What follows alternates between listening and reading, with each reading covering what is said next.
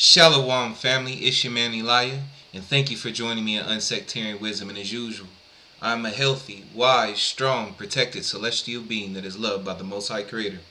Family, I'm calling this video The True Mark of the Beast. That's what it's going to be titled. I ask for your patience and to give me time as I go through this material. I'm going to be doing a lot of reading during this one, but I also have a lot of slides for you, and I got a few videos for you.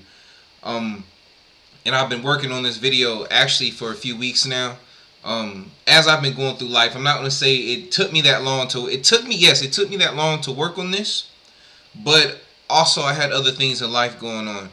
And I know that this subject has probably been done to death. It has been done to death, but it's been on my spirit to, at least for me, to put it forth at least one more time, because the people need understanding. You need understanding. We all need understanding on this subject, true understanding. Because we seem to be confused, family, and I don't want us to be confused so that we can ascend, so we can move forward. Some people like to say, family, that we are in a new world. And the truth is, family, in certain aspects, I'll put it like this. Let's say I live in Texas and you live in New Jersey. We are in fact in different worlds because we are in different mindsets, different time zones. You know, what people do in one city, you know, how people go about life in one city in Dallas may be totally different to how people go about life in New Jersey, in a city in New Jersey. So from that aspect, yes, these people are in two different worlds. But we have to understand that there's a difference between being in a different world or a different mindset or in a different culture, a different society, and different dimensions. We can't be confused, family. Remember, we're in the matrix. And we are truly spiritual beings, family, right? So our true form, our true appearance is not that of a man or a woman, but it is of matter, spiritual matter. Everything is born of the spirit, family. Everything comes from the spirit. And you cannot be deceived. Let me put it like this. Family, until you put on your actual light body, like for instance, when you read the Bible and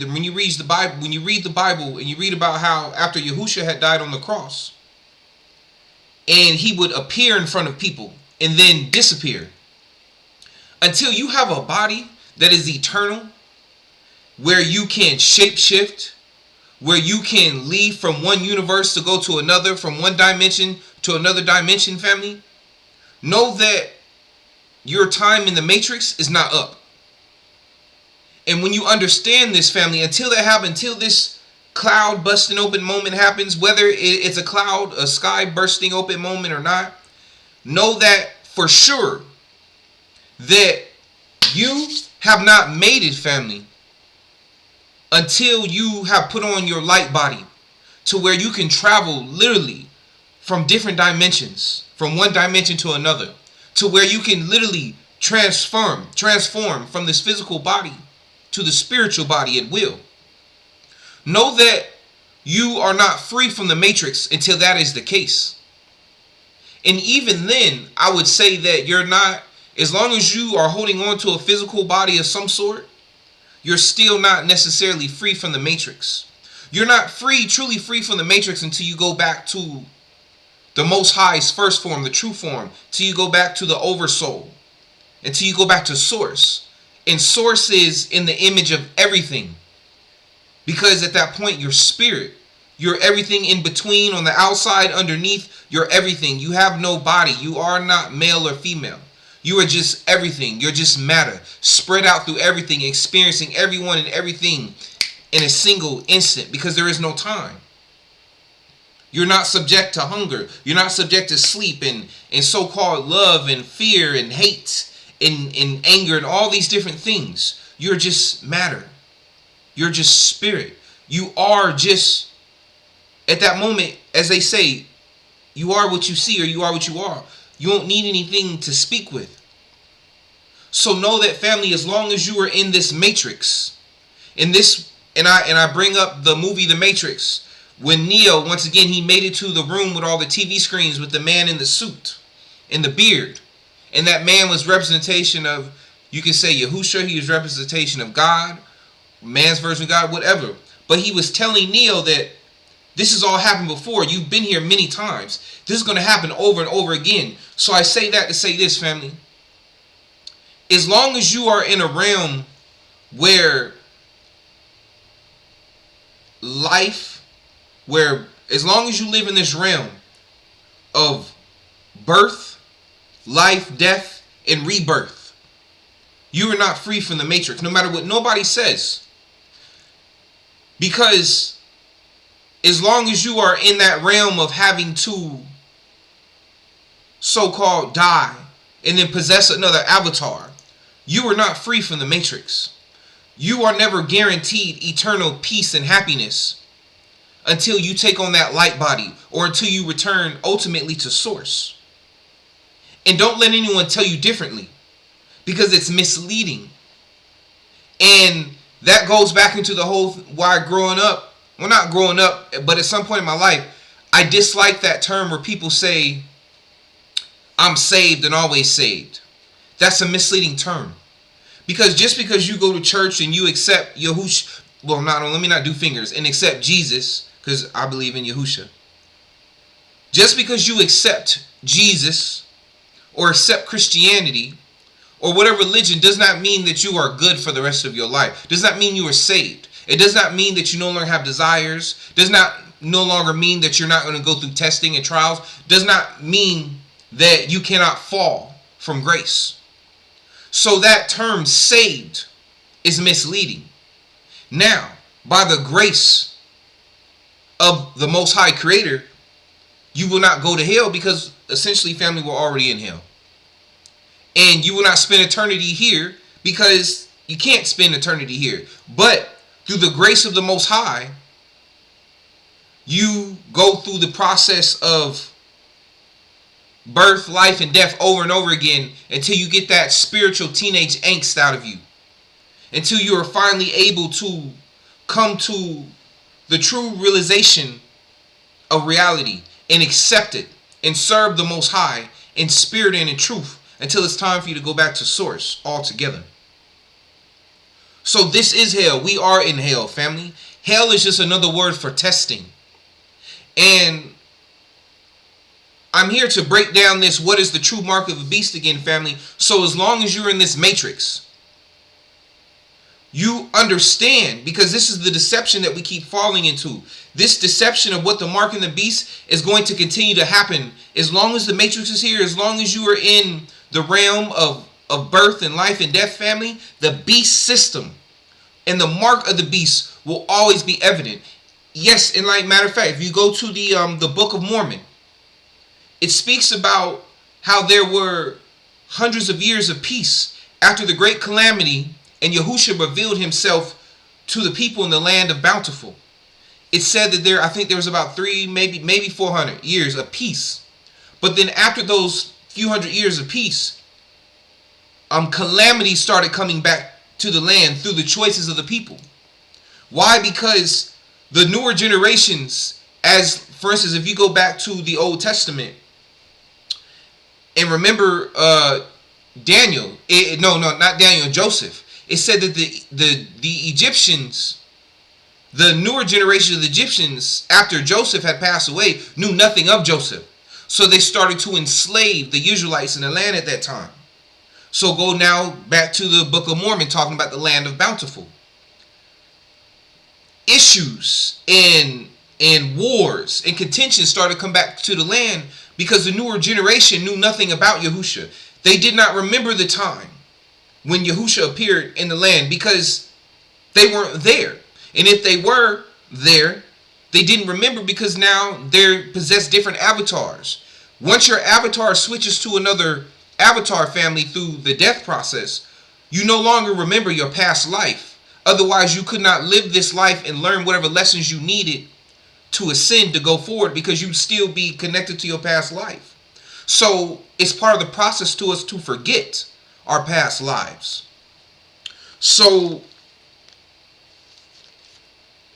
So in other words, once again, family, while we're here in this matrix, you have to be able to discern the difference between, there's two different beast systems. There's the Most High's beast system, which is run by the Spirit, which is a system that acknowledges the spirit within us, that we are truly spiritual beings and not this physical realm. And then there's the worldly beast system that is run by just the flesh, with, for the most part, no acknowledgement of the spiritual self, if any at all. And if there is, is very little. It is very generic, and it all comes back to the physical. So we need to have this understanding of the separation between the two families, so that, and this is a lesson to teach your children, especially those with who have a deep understanding of what I'm speaking about, and you want to teach your children. This is good to let them know, so they can continue to teach their children for generations to come, to understand what the beast system is, and to know that it isn't necessarily bad depending on who's running it. So they have an understanding of what to look for, because we all have to live within this system, within this matrix, until it's time for us to ascend, until it's time for us to put on our light body, until it's time for us to go home. So until then, we are subjected to the laws of this existence here on this earth, or in this realm, or in this universe where we are now. So that's why I'm going back into this reading. And once again, I call it the true mark of the beast. And remember, there's some certain words that I'm just going to say. Well, not say, but I'm going to use code words, because, I'm going to put it on YouTube, and I don't want them taking it down. So, because most of my watchers are on YouTube, and this is where it's going to reach most people.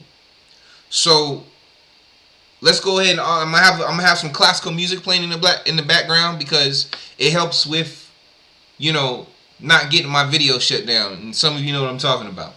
So hearing in the background, know what that is. So we're gonna go ahead and jump in a second, family. So just like I said, bear with me. Got some slides to go through. I got some reading. I got some video clips. So just in this video, if you gotta come back over time, family, and watch it at pieces, do that. So without further ado, I'm going to go ahead and jump in, family. It's good seeing y'all. Hope y'all enjoyed seeing my face again. It's been a while. But let's go ahead and jump right into the slides.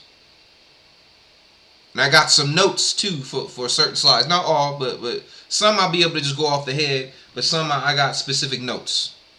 So hold on. Let me go ahead and put this...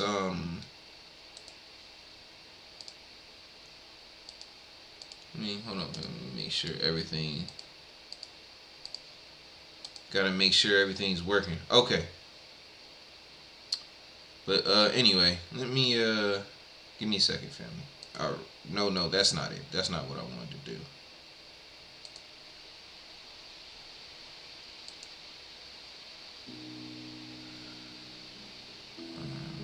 Ready then?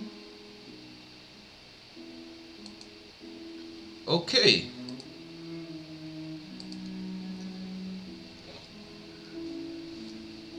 This is... Okay, slide number 1. In the course of time, Cain brought some of the fruits of the soil as an offering to the Lord. And Abel also brought an offering, fat portions from some of the firstborn of his flock. The Lord looked with favor on Abel and his offering, but on Cain and his offering he did not look with favor. So Cain was very angry, and his face was downcast. I'm going to read that again. In the course of time, Cain brought some of the fruits of the soil as an offering to the Lord. Hold on, let me turn this down a little bit, family. You don't need to be that high.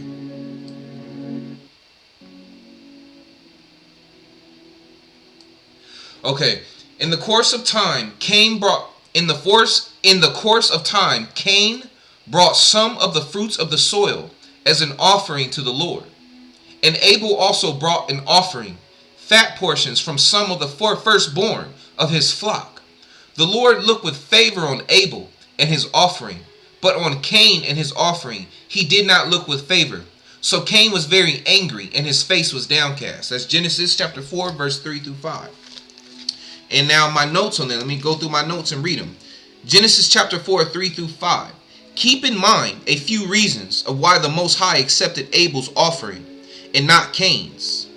It's because Abel's sacrifice of the lamb is a representation of the sacrifice of the true lamb, Yahushua Messiah, in the future. And Cain's sacrifice would have been seen as a counterfeit, taken away from the true physical sacrifice on the cross of Yahushua. In other words, it was a representation of the future sacrifice of Yahushua, of the future Messiah. And as that was a part of prophecy. So Abel was in a way representation of the of the shepherd, of the good shepherd of Yahushua.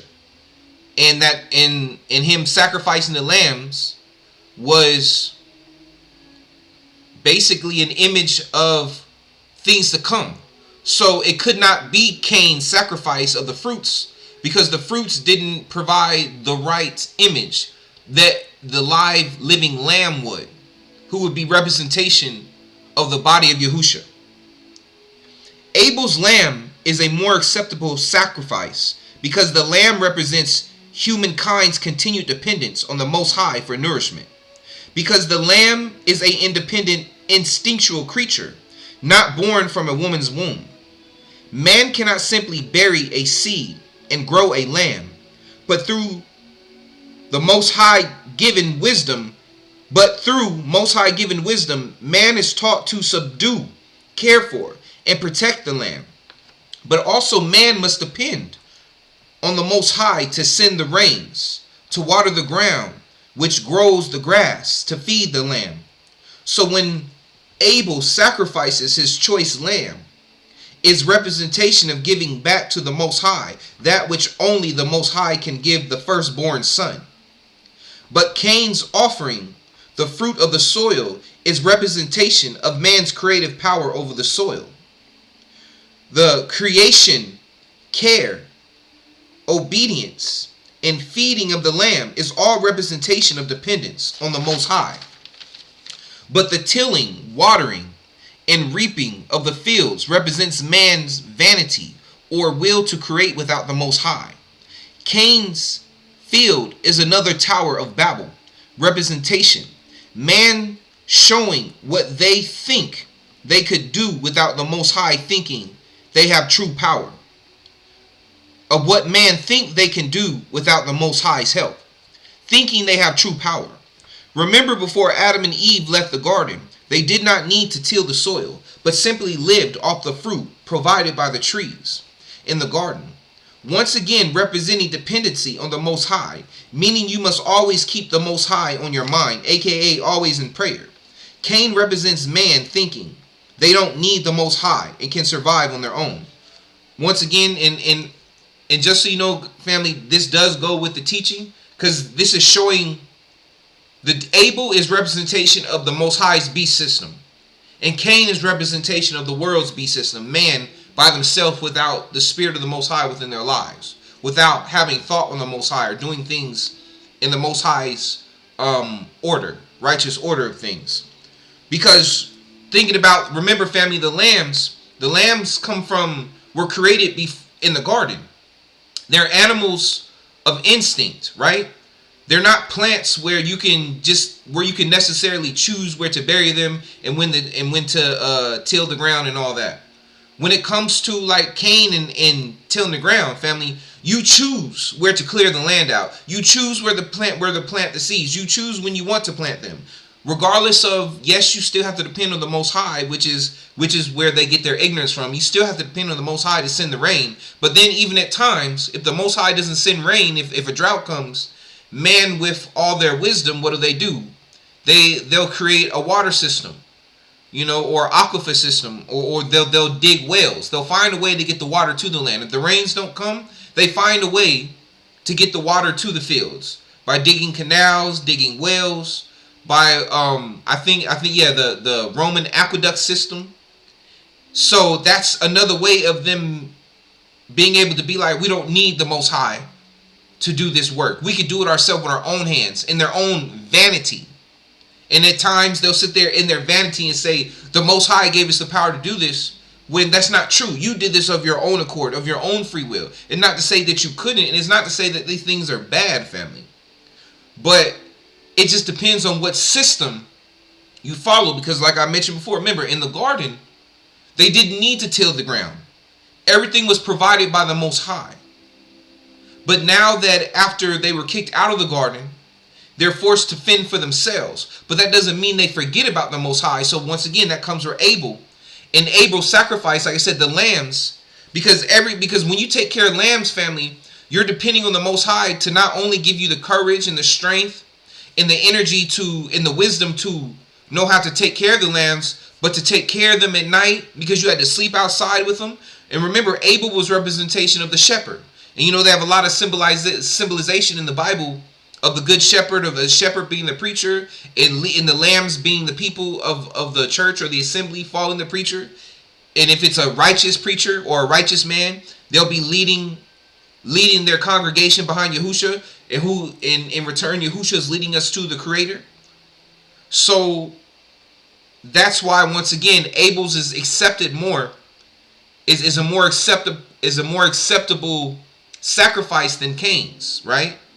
You just got to understand the symbolism of it. Because remember too, Abel's dealing with independent creatures, the lambs, who he needs the grace and blessing of the Most High for the lambs to decide to follow him. So all that, you have to be dependent on the Most High to be a good shepherd. And when it comes to tilling the land, yes, once again, you depend on the Most High for the water. You depend for the Most High for you to have the peace and not warn the land so you have time to plant. But nonetheless, within man's vanity, they see, oh, this is all my work. I'm the one who made these plants grow because I chose where to put it. I'm the one who tilled the ground. I put it in. So that's a sacrifice that's more off the vanity of man instead of off the grace of the Most High, which is better represented with the lambs, and Abel is the shepherd. So let me keep going. Like I said, bear with me, family. I just want to make sure I explain this. I'll break this down as much as I can. All right, let's go to the next slide. All right, all warfare is based on deception. Deceptions can involve false maneuvers, feigned attacks, misleading orders of battle, and creation of deceiving indications of strength or weakness and attempts to influence an enemy's actions. Sun Tzu, The Art of War. I bring this up, family, because remember, we're in a war. And we will, as long as we live in this matrix, we will always be in a war. And it will always be a war between the flesh and the spirit. The spirit representing the Most High's beast system and the flesh representing the world's beast system. And remember, family, there's a distinction between the world and the earth. There's a difference. The world is just another word for man's system, for a structure or government, or the way that people live their lives, traditions. That's the world. The earth is the soil. So the earth and the world are not two in the same. They're different. The world is just is like I was talking about earlier. The world is another word for a different reality, or a different like I said, a different way of living, or a different universe. That's it. It's just another word of, like I said, to describe a way of life, a governmental system or a system of people. It is separate from the earth, the soil. The earth is separate from world. It is not the same thing. They're not one and the same. And this is something people have to understand to not be confused. The earth is the soil, the animals, the dirt. Well, not say the animals, let's say, but the earth is the land. It's the soil. It's the water. It was here before any man or any beast, whatever you want to call it, decided to build any structure on it. It was here before. It was here before anybody decided to create any society. It was here before Adam and Eve. The earth was here before anybody was here to call it the earth or a world or whatever. So understand the difference between the earth, which is the land, which will always be, which is here, and the world, which is the systems of the beast. All right? And within this war, remember, it's a war against, like it says, this war isn't with flesh, but it's against evils and principalities. It's a spiritual thing. And know that in war, family, remember, the enemy is wise as well. Maybe not all. Maybe, yes, you have a lot of the enemy who is ignorant, which is why they follow the worldly beast system. But the leaders of the worldly beast system are wise, and they use deceptive means to try to deceive the elect as well, which is why I brought up this Sun Tzu, The Art of War. All warfare is based on deception. Deceptions can involve false maneuvers, feigned attacks, misleading orders of battle, and creation of deceiving indications of strength or weakness, and attempts to influence an enemy's actions.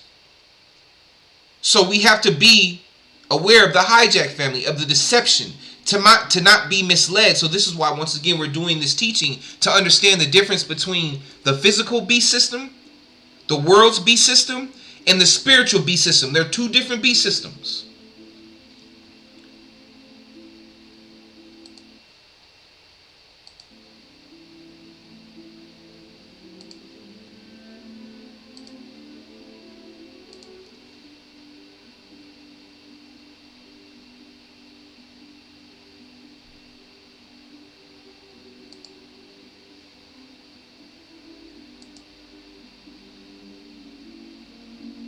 Give me a sec. Okay, there you go, family. There it is.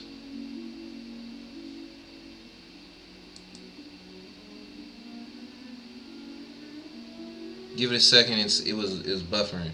I wanted people to understand that we're in a 5th generation warfare. 5th generation is for the heart and the mind. The United States government has been engaged in psychological operations on its own citizens for over 60 years. MK Ultra and Operation Mockingbird are just two of the declassified programs designed to manipulate the minds of Americans and the world. The majority of these operations occur in plain sight, with the purpose of gaslighting and undermining those who seek the truth and pose a threat to the agenda of the global elite. Just kidding, you conspiracy theorists. The government would never lie to you. Read my lips. Thank you.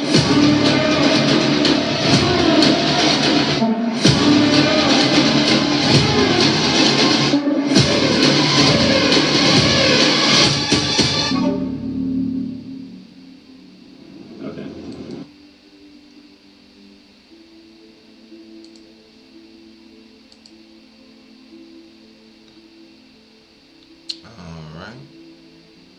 Let us get back to the slides.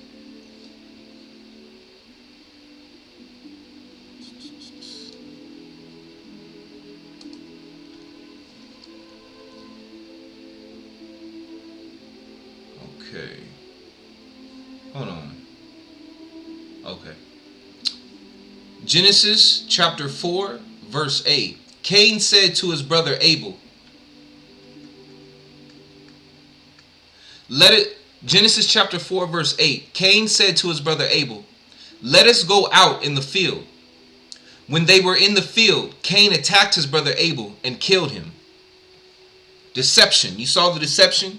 Cain said to his brother Abel, "Let us go out in the field." When they were in the field, Cain attacked his brother Abel and killed him. Why did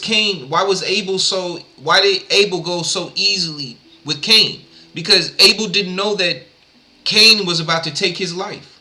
Because Cain was Abel's brother. And he probably couldn't fathom, my own brothers are going to take my life. And there hadn't been any that they knew of, at least in that land where they were. There hadn't been any murder in the land at that time. So it wasn't something that was foremost on their minds to be worried about. Okay.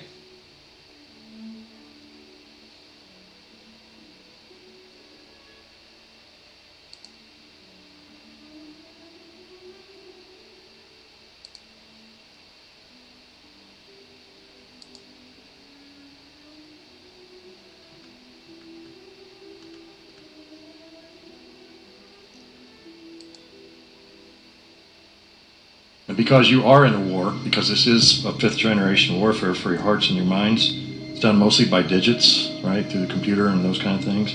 But it's also done with adjunct weaponry. And this adjunct weaponry in this case is a COVID jab. They don't want you to know that your body is now their property and playground. And they will do with you what they feel like doing to you. And they will destroy your life if you don't take a lethal needle in your arm. And it's the new bullet, it's the new missile, it's the new form of warfare. You don't need to fire a bullet and win a war. I want to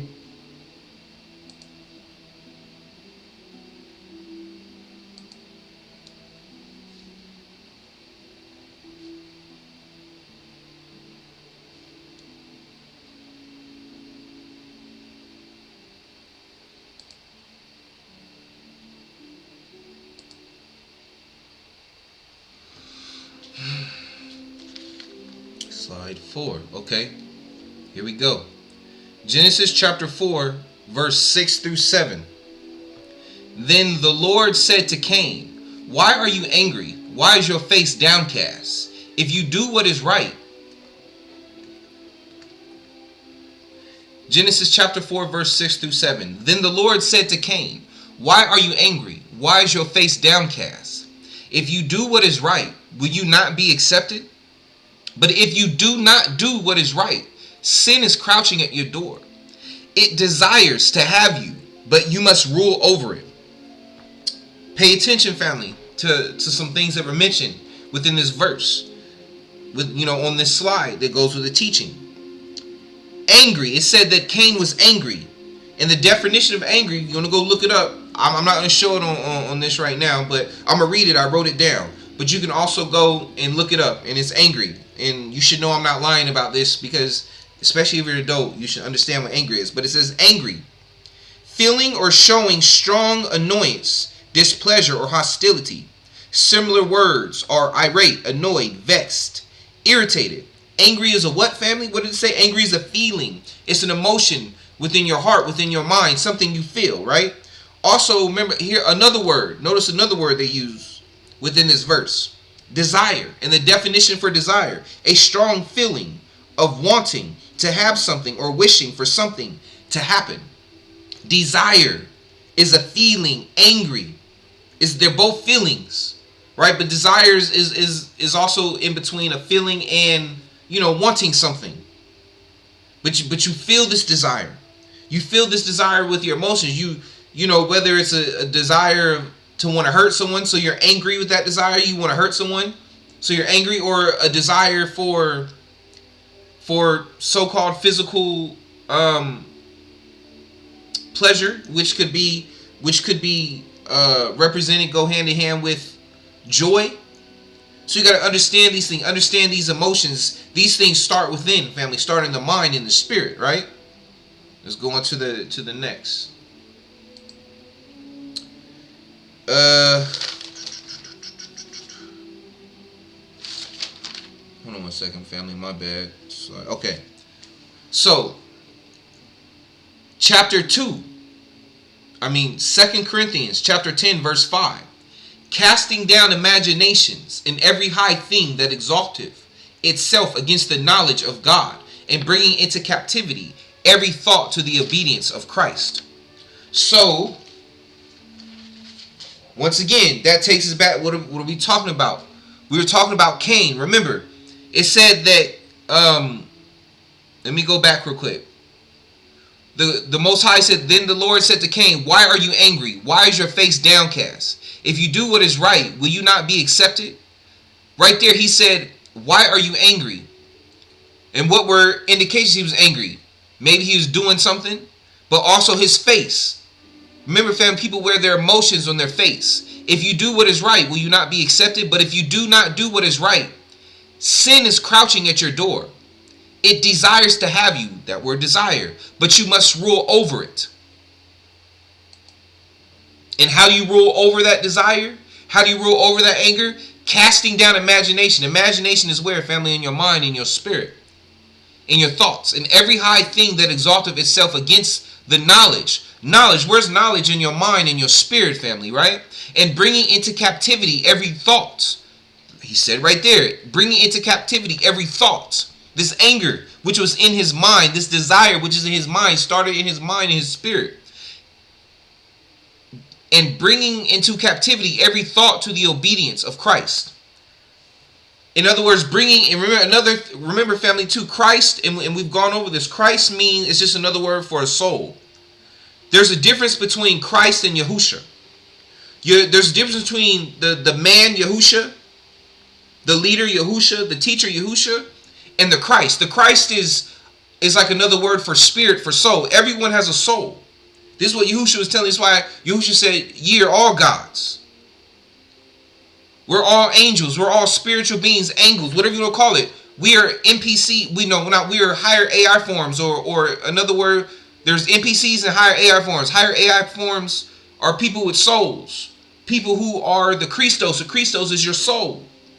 And when he's saying this, bring your thought to obedience of the Christ, it means bring your thoughts in obedience to your spirit man, to your spirit woman, to your higher self. Right? So you cannot let the thoughts of your flesh overpower your spirit. Otherwise, you might fall into sin, like Cain when he killed his brother Abel.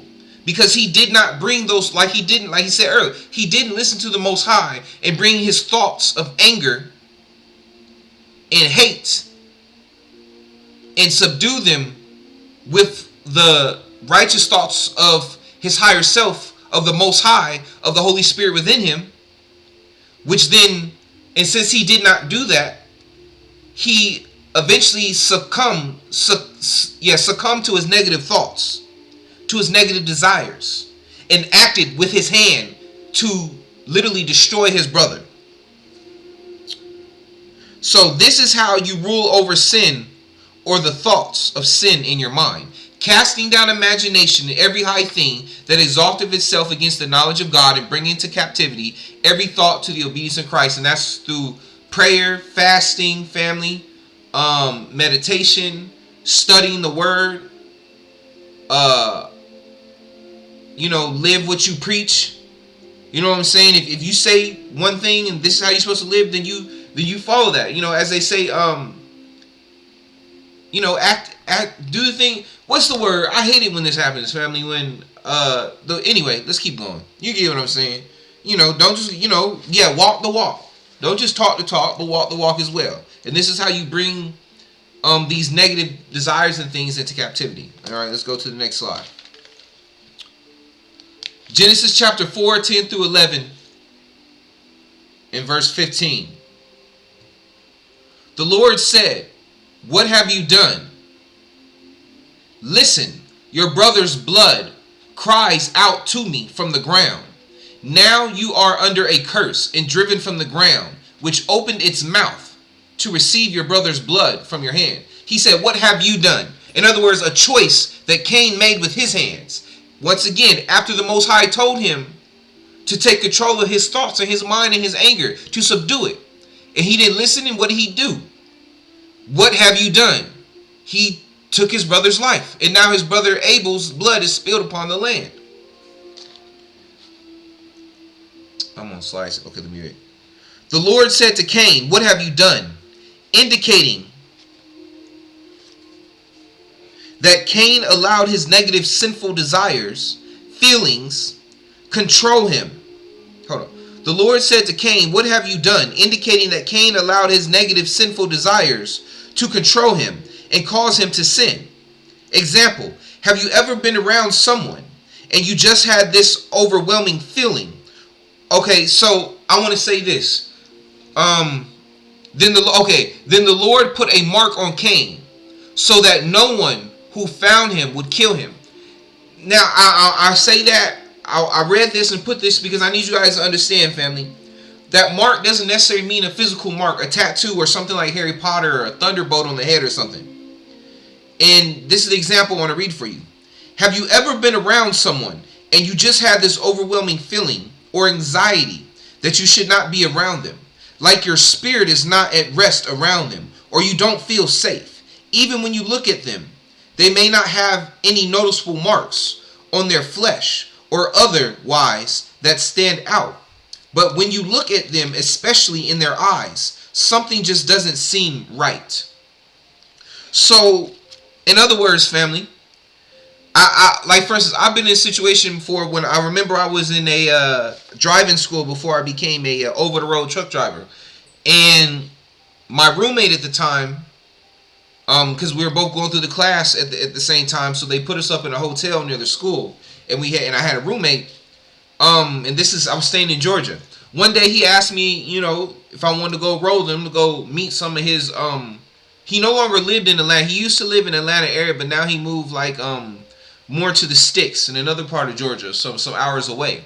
But because he used to live there, he knew some people who lived there, and he's like, "Hey, do you want to come with me and chill with my so-called friends?" And at the time, younger, I was like, yeah, sure, why not? And I remember when I met these individuals, family, there was just something about them that didn't give my spirit rest. And I never felt like it was just this urgent thing in me. And don't be wrong, they were smiling in my face and saying what's up. But something was telling me, you can't hang out with these people. You got to get away from these people. And there was one of them, especially one of them, man, he had this crazy look, just the way he looked, just like he just had a problem with me. He didn't say nothing, but you could tell by his presence. And the other dudes, you could tell they was kind of, some type of way too. But something in me was like, regardless of the situation, we was cool. But something in me just couldn't give my spirit rest. And to the point where I was like, hey, bro, let's go ahead and head back, bro. I'm about to roll out. And he didn't fight with me. And I remember one of the guys who came picked us up from the hotel, we told him he's ready to go. So, he went ahead and was like, yeah, bet, let's go. Let's get in the car. He wanted to take us. And I remember sitting in the back seat with my roommate who's supposed to know these people. And I noticed out the side of my eye, he had put, the guy said he knew where we were going because it's the same one who picked us up from the hotel. But my roommate on his phone put on MapQuest. Not for the driver. The driver didn't know. Because we both sitting in the back seat. It's late at night. It's dark. So he don't know what he's doing on the phone. He could be texting his text. But my roommate, and he didn't say nothing to me, my roommate puts on MapQuest to make sure we're actually going to where they're taking us. In my mind, I'm thinking you're supposed to know these people.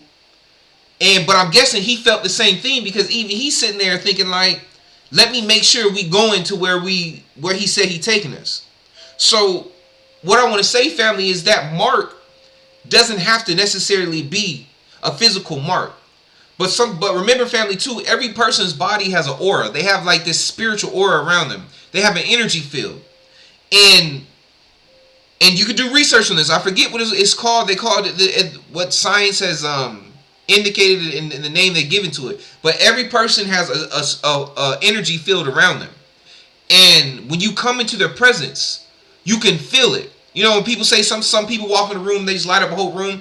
And when people have very righteous spirits or very vibrant, the whole room can feel it. They just feel their presence. Or when someone really negative is around, you can feel their negativity. You can feel their energy field. So when Cain went around, I'm pretty sure it wasn't a mark. It was people, you could just look in his eyes. You could feel his energy field. You could just feel the negativity. You could feel the anger. You could feel the downtroddenness of him.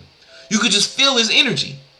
So and nobody, if over time, nobody, most of the time, especially if you're a positive person and you're trying to live life joyfully and not have negativity hold you down, no one likes to spend time around negative individuals because even if they're not saying anything, you can just feel the negativity. You can just feel the depression. You can just feel the anger and the hate. They don't even have to say nothing.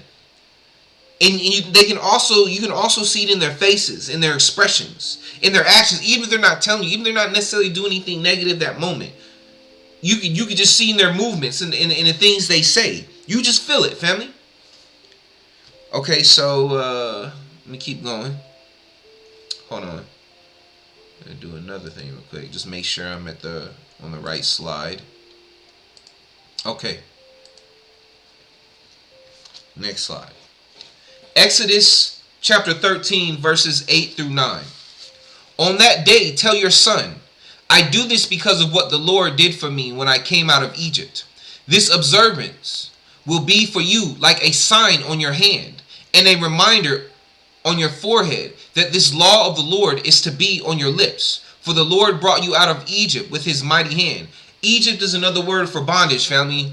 Remember that. Or Babylon. They're in bondage in Babylon. A lot of people say we're in Babylon today, because Babylon isn't just a representation of the actual city Babylon, but it's a mindset. It's a political system.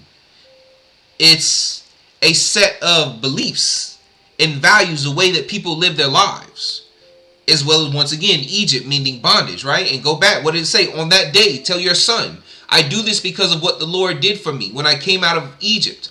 This observance will be for you like a sign on your hand and a reminder on your forehead.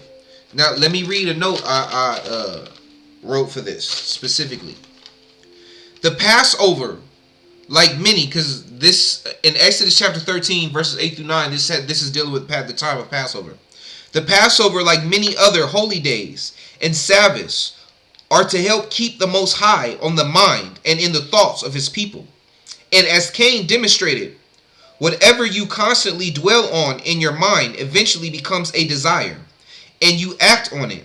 So when you make a conscious effort to always think on the Most High, your desires will eventually become the desires of the Most High, and you will act with your hands in the way the Most High desires you to act. And to continue to piggyback off that, family, remember, like I've been saying, it starts, this is the key to understanding the mark, the true mark. Not a physical mark, like people say a tattoo or this or that and the other, or a chip or this and that. But it starts like Cain, when the Most High told Cain to subdue these thoughts before they cause you to do what? Act with your hand and do something that you're going to regret. So those who want to stay in the beast system of the Most High and be marked by the Most High to living in the Most High's beast system, this is why we observe the holy days. And many other so-called religions, family, in like India and Islam and Buddhism, they have Passover too. They just call them different names, and they might do something different. But the whole point, family, during these days is to keep and remember the Most High, to have the Most High on your mind and on your spirit. Because whatever is always on your mind, what is foremost on your spirit, is what you're going to act on eventually. So if it's negative, you're going to act with your avatar in a negative way and do something negative, marking yourself as a follower of the fleshly beast system. Or if you always have like Passover, like observing the Sabbath days and all the other holy days, that's good practice to always, like the word says, always stay in prayer. And when you're always in prayer, especially, like even leading up to Passover, like family, Passover is like a whole, almost like 2 weeks long. It's a whole celebration. And before you even get to Passover, you have to prepare for Passover. So that whole time, what are you doing? You have to think about Passover. Before Passover come up, you're telling people Passover's come up. It's going to be on these days. You're paying attention to the moon and stars, to the calendar to see that you catch Passover on the right time. You're telling your family members, you're getting food ready, you're getting clothes ready, you're getting everything ready. And why are you doing all this? Because you have Passover in the mind. And Passover reminds you of the Most High. And Passover is to give homage to the Most High and respect unto the Most High Creator, who freed you from bondage, who freed you from Egypt, whether it be a physical Egypt in bondage or a mental, spiritual bondage, to sin, to Babylon. Either way, now you have the Most High on your mind, because these holy days remind you of the Most High and remind you of the commandments of the Most High. And when you're constantly thinking of the Most High, once again, like I just read, you do the things of the Most High. Unless you're constantly having the world on your mind or evil things of the fleshly world, in which in that case you're gonna do evil things or worldly things. Well, let me not say evil, because like I said before, there's necessarily no such thing as good or evil, because everything comes from the Most High and everything is for a reason. Everything is for a testing. There's only right or wrong depending on the world you live in or the universe or the situations and circumstances you find yourself in. But that's why you have to have the Spirit within you so you can hear to know what's the right choice to take. Alright, let me read it again. On that day, tell your son, I do this because of what the Lord did for me when I came out of Egypt. This observance will be for you like a sign on your hand and a reminder on your forehead, that this law of the Lord is to be on your lips. For the Lord brought you out of Egypt with his mighty hand. All right, now let's go ahead and go to the next slide. Oh man, what did I do? I didn't mean to do that, family. Oh, no, that's not it. Okay. Okay, yeah, here we go. Okay, Romans, and this is slide 8. Romans chapter 1 verse 28.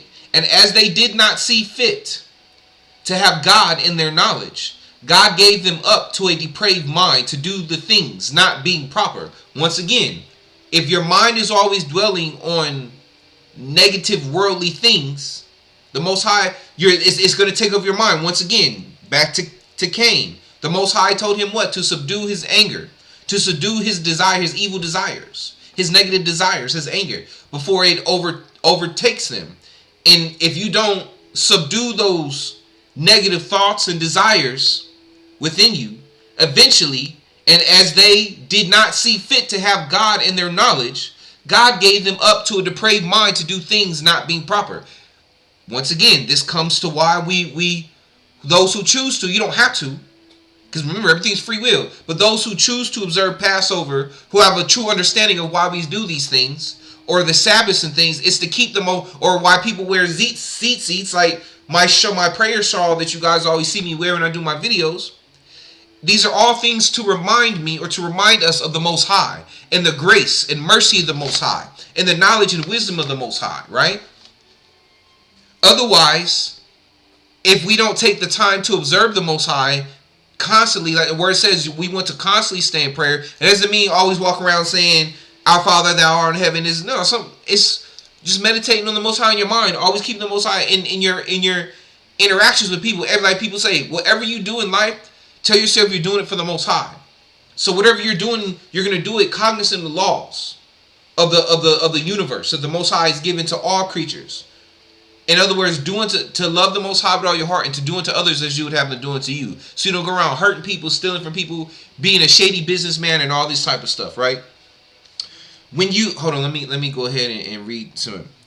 When you don't dwell on the things of the Most High, your mind starts to dwell on the physical things of the earth, eventually leading you to only desire the things of the flesh, causing you to act on those desires, essentially marking yourself mentally and spiritually as a follower of the world's beast system. All right. Next says, this is who hold on, my bad, family. Through 8. All right.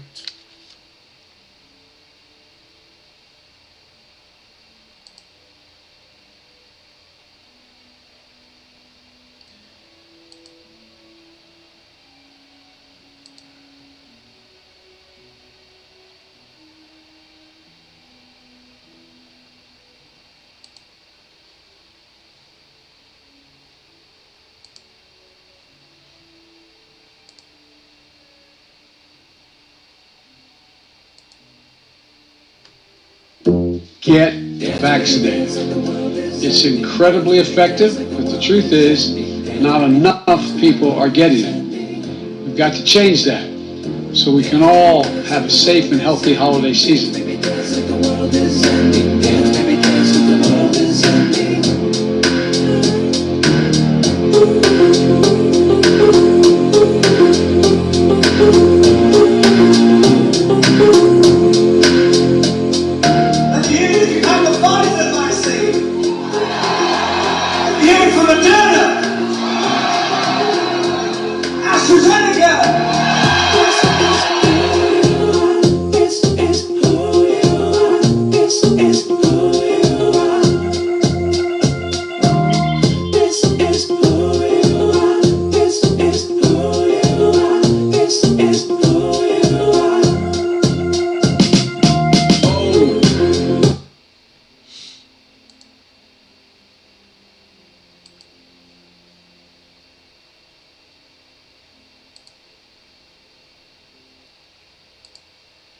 This is who the majority are, and their actions speak louder than words, family.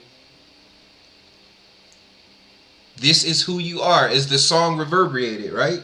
Reverberated. I can't pronounce a word right now. You guys know what I'm saying. This is who The majority are, and their actions speak louder than words, family. There aren't many people who are truly into this true wisdom and knowledge and understanding, family. There are very few of us. Most people are captives of the beast system. Way before the Tang juice came out, they were captive to it. That's the only reason they got it. They were already captive to the beast system.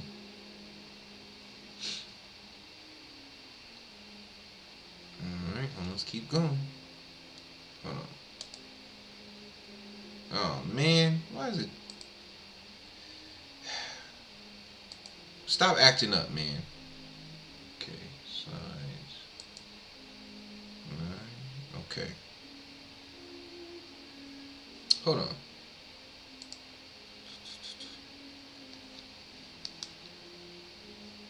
Give me a second, family. Okay, never mind. I guess this is Oh yeah. Okay. Anyway, okay. So, Matthew 24:24. For there shall arise false Christ and false prophets, and shall show great signs and wonders, insomuch that if it were possible, they shall deceive the very elect. And now let me read my notes on this slide.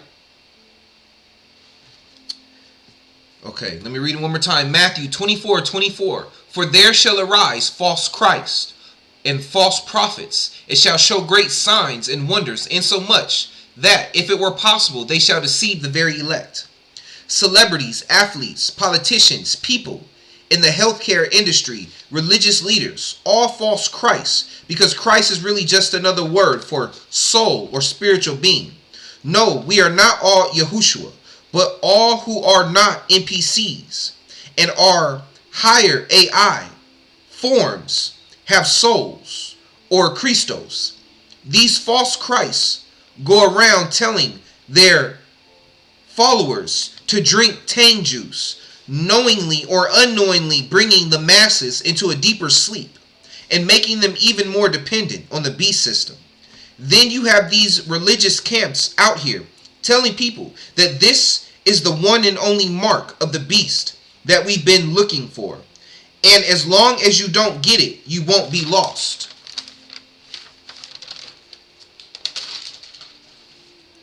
Unfortunately, lulling the people further into sleep as well, and a false sense of security, because the people don't realize that they have been waiting on a physical mark to usher in the world's beast system, when in fact they've already been marked by the beast system and openly supported it and participated in it since the day they were born.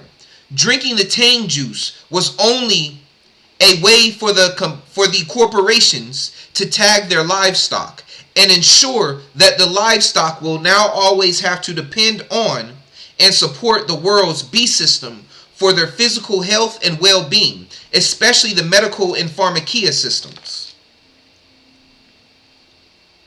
For there shall arise false Christs and false prophets, and shall show great signs and wonders, insomuch that if it were possible, they shall deceive the very elect. And once again, who are these false Christ?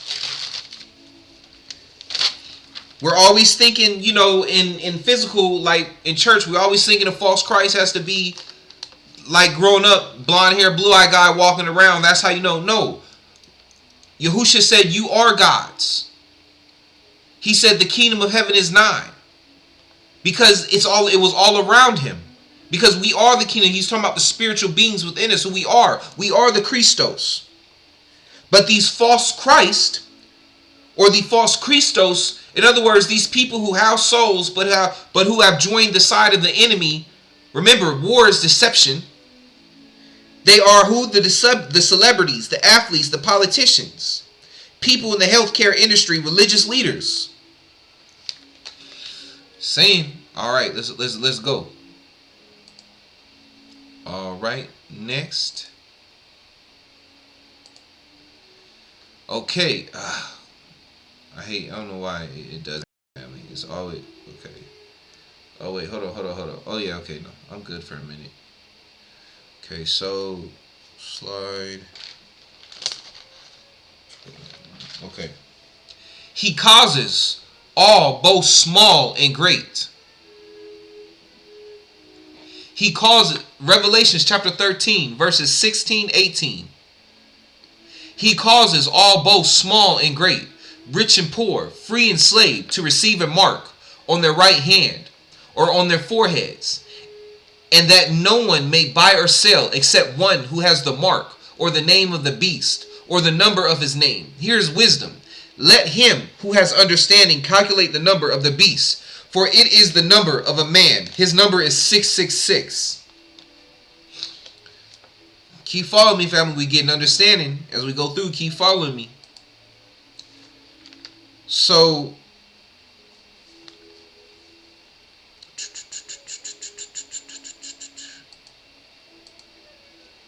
okay, so I wanted to show. Anyway, let me not get. Y'all still here. Those who want to learn, you still here. So, anyway. So, I wanted to bring this up to show you guys cause, right? So, let me read this what I have on the side. So, do you realize that most people drink the Tang out of the fear of losing their ability to prosper in the already established beast system? The beast system they have already been a part of since birth. The beast system that fed their sinful desires. And once they thought there was a chance they would lose the ability to accomplish and enjoy their reprobated mind's desires, they would do anything to stop that from happening. So they needed no physical mark to show who their master was, because they were already devoted to the beast of desire, whether they knew it or not, freely supporting the beast with their voting, warring, and patriotism for years, freely pushing and planting the seeds of their principles, ideals, beliefs, and convictions unto the four corners, and convictions unto the four corners of the earth. Look at the definition, family. Principles, ideas, beliefs, convictions. These are all things that these people had in serving this beast system before they drank the Tang juice. They were already marked. Remember we talking about Cain. The Most High said, subdue this anger, subdue these sinful desires, Cain, before they manifest in your hands, in your actions. And what did Cain do? He did not listen to the Most High, and he took his brother's life. And these people, they were already marked. Their minds, they didn't subdue. So they went ahead when the Tang juice, when they started drinking the Tang juice, family, look, they didn't really need nobody to convince them. They was already ready to do it, because they were already lost. They were already gone. They already knew who they served. They already knew what they desired. The word of the Most High was not in them. The enemy comes like a thief in the night. The enemy wants to deceive you.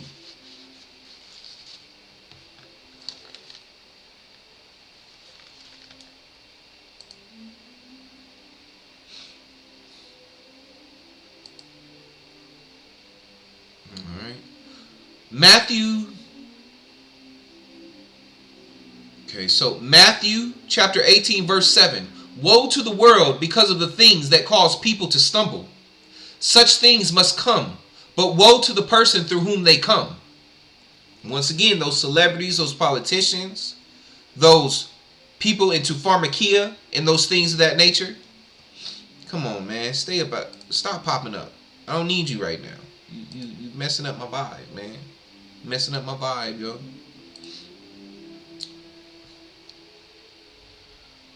But wait. Other than May not being able to eat inside a certain restaurant. Other than maybe not being able to eat inside a certain restaurant or go to certain events like concerts since December 14th, 2020, which is, and currently February 2023, has anyone not been able to buy, sell, trade, or even go to work because they didn't have that thing? Still thinking? If you haven't figured it out by now, your answer should have been no. So if the answer is no, then obviously the mark is not the vaccine.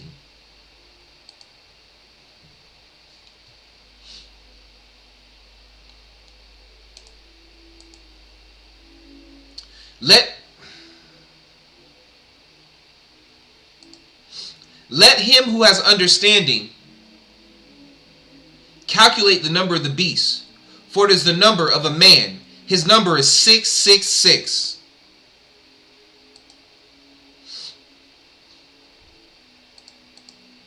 Let's get this out of the way. Okay. And pay attention, family. This is another important part to breaking down the difference between to understand what system you're in and how to tell the difference between the spiritual beast system run by the Most High and the fleshly beast system. And God said, let the earth, okay, Genesis chapter 1, verses 24 through 26. And God said, let the earth bring forth the living creature after his kind, cattle and creeping thing and beast of the earth after his kind. And it was so. And God made the beast of the earth after his kind. And hold on, family, 1 second. Just bear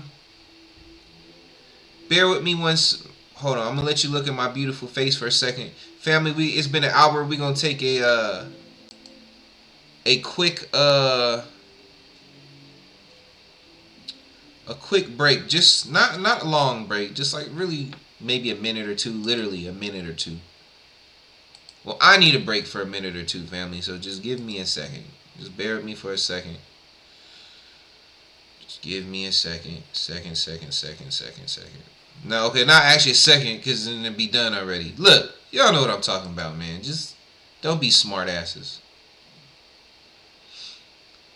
This is who you are.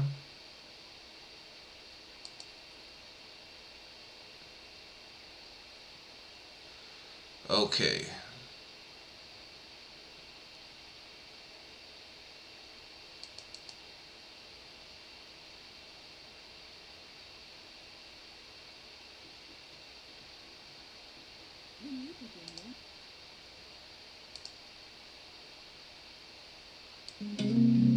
Alright, give me a second, family. I'll be right back.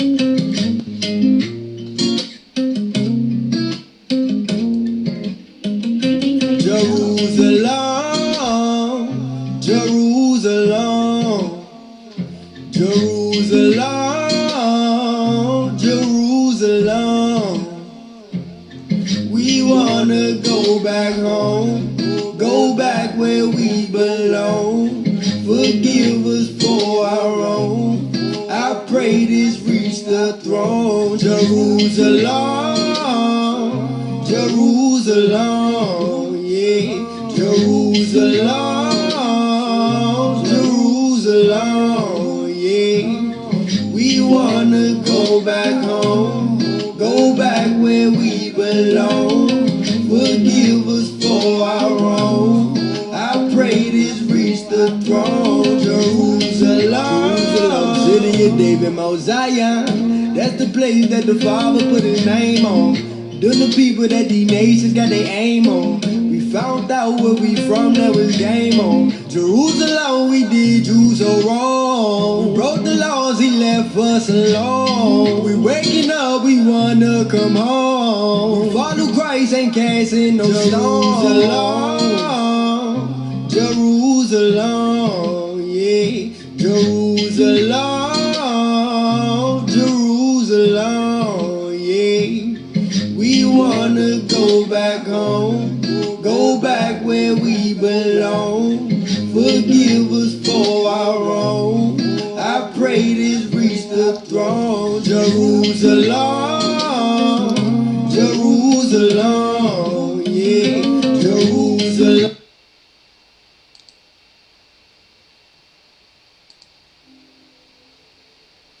Alright, we back, family, we back.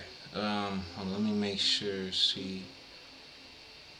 I'm in the right place.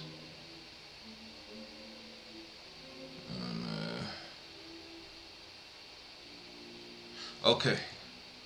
Just catching my bearings back. Told you it wasn't gonna take long. Okay. Here we go. Let me start from the top again. Genesis chapter 1. Verse 24 through 26. Let me make sure, put my face just in case people, need to have a marker. Okay. Okay, Genesis chapter 1, verse 24 through 26. And God said, let the earth bring forth the living creature after his kind, cattle and creeping thing, and beast of the earth after his kind. And it was so. And God made the beasts of the earth after his kind, and cattle after their kind, and everything that creeps upon the earth after his kind. And God saw that it was good. And God said, let us make man in our image, after our likeness, and let them have dominion over the fish of the sea, and over the fowl of the air, and over the cattle, and over all the earth, and over every creeping thing that creeps upon the earth. All right.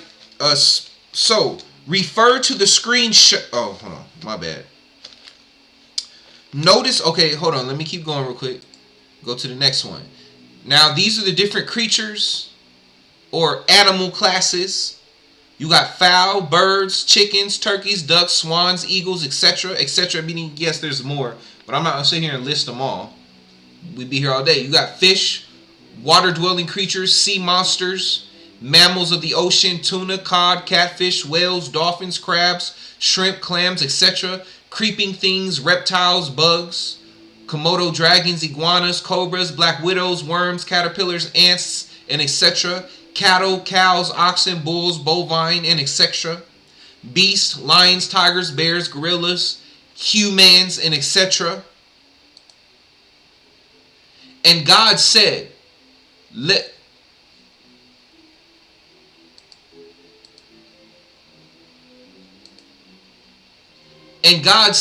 the earth bring forth the living creature after his kind, cattle and creeping thing, and beast of the earth after his kind. And it was so. And God made the beasts of the earth after his kind, and cattle after their kind, and everything that creeps upon the earth after his kind. And God saw that it was good. And God said, let us make man in our image after our likeness. God did not say, bring forth man after his kind, but chose man from the already established beast class, animals, creatures, and gave the human dominion over everything but the beast. That's for a reason, family. I wanted to show you guys this right here as well. And this is from dictionary.com. Creature. What is a creature, right? Over here it says animal, creature, brute, jackass, being, creature. But over here you see I have it highlighted. Well, let's go over here. Let's start. An animal as distinct from a human being. Similar animals, beasts, brute, soul, mortal, being, life form, organism. But an animal or person, a creature. A creature is what? An animal or person. As fellow creatures on the planet, animals deserve respect. As what? Fellow creatures. A creature is a what? An animal and or person. But a person is, remember family, your spirit's possessing an avatar. You are an animal. And what animal class are you part of? You're part of the beast class. Let me go back and read this again. And God said, Genesis chapter 1, verse 24 through 26. And God said, let the earth bring forth the living creature after his kind, cattle.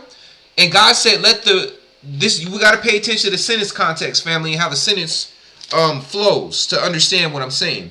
And God said, let the earth bring forth the living creature after his kind. Remember, creature representing man and animal. But they are really two in the same.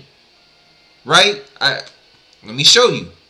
Because remember, I showed you there are different animal classes, right? Just because an animal, doesn't mean just a lion. Doesn't mean just a bear. Doesn't mean just a goat. Doesn't mean just a dog. There are many different animal classes. There are many different creatures under the sun. And God said, let the earth bring forth the living creature after his kind. And then he did the different classes, cattle and creeping things and beasts of the earth after his kind. And it was so. And God made the beast of the earth after his kind, and cattle after their kind, and everything that creeps upon the earth after his kind. And God saw that it was good. Hold on, let me read what I got written here for 17 real quick. For this slide. So, okay. Notice the sentence context. The Most High said, bring forth the living creature after his kind. Creature representing an animal, person, which indicate they are one and the same, other than obvious distinct physical differences. But both are still considered part of the animal kingdom. Then the Most High again repeats the different animal classes without mentioning the word creature, Because creature is what? Coincides with animal and man. They are both creatures. So there is no need to mention again. Creatures encompasses all animal classes. Or all animals, including man, because man is a creature. Man's body is another animal creature, just possessed by a higher AI form, or your spirit, or your Christos. Beast, okay, so let me go ahead. Then the Most High again repeats the different animal classes without mentioning the word creature. Beast after their kind, cattle after their kind, and creeping things after their kind. Notice the Most High did not say man or human after his kind, but said, let us make in our image, indicating that man was chosen out of one of the animal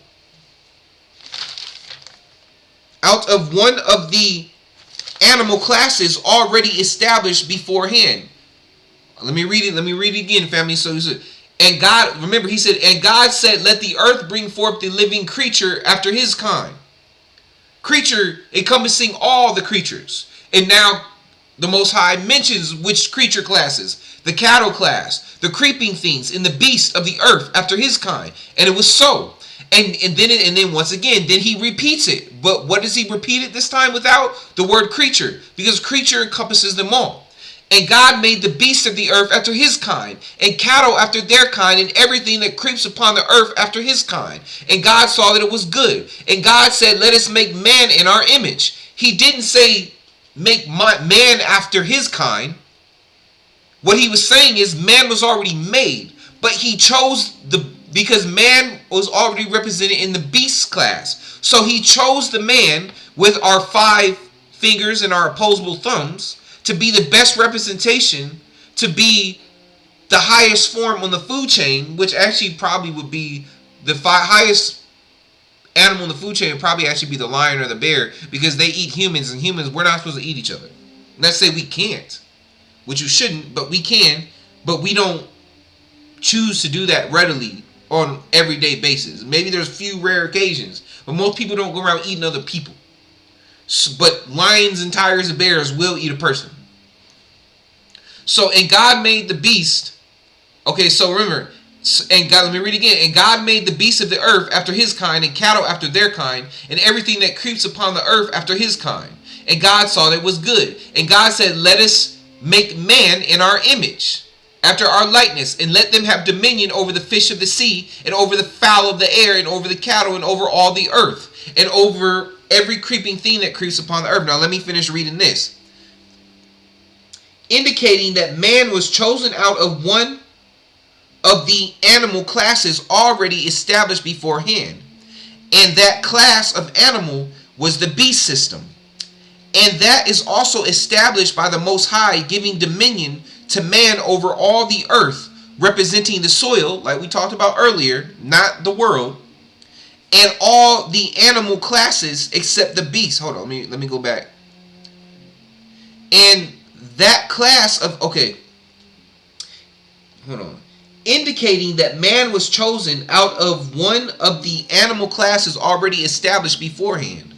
And that class of animal was the beast system. And that is also established by the and that class of animal was the beast class. And that is also established by the Most High, giving dominion to man over all the earth, representing the soil, and all the animal classes except the beast were not mentioned. Why? Because man is a part of the beast system and have free will to think on their own, make their own choices, and create, which is meant by man being made in the Most High's image. Not that we physically look like the Most High, but that we are spiritual beings possessing these excuse me, family, but that we are spiritual beings possessing these beast avatar spacesuits, so that we are able to experience life on earth in the physical. Also, keep in mind that animals like lions, tigers, and bears, and etc. are still animals that cannot be tamed to the same extent as farm animals. They, for the most part, must be kept on leashes or in cages because they are unpredictable. So, once again, notice, and it says, and God said, let us make man in our image after our likeness. Okay, he said, and God made the beasts of the earth after his kind, and cattle after their kind, and everything that creeps upon the earth after his kind. And God saw that it was good.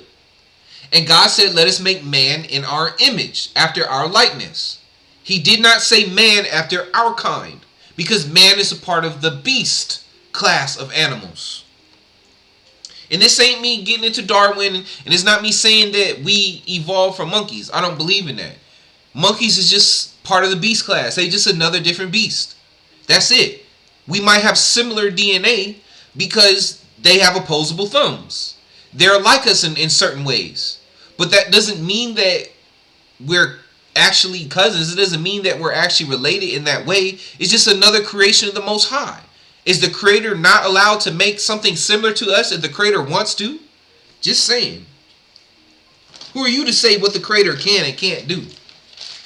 Creator can create whatever the Creator wants. Okay, give me a second. Let me make sure. Okay, so let me go back to where I was.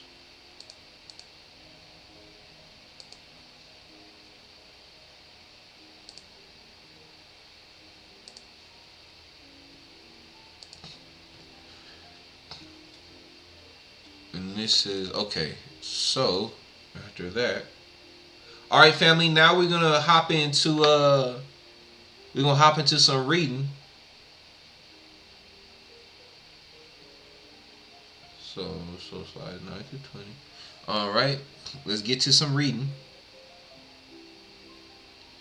And I shall be reading from the sealed portion, starting at chapter 7. And I'll also be reading chapter 15. So we got some reading to do. So let's do this, family. Let us do this. Let us partake.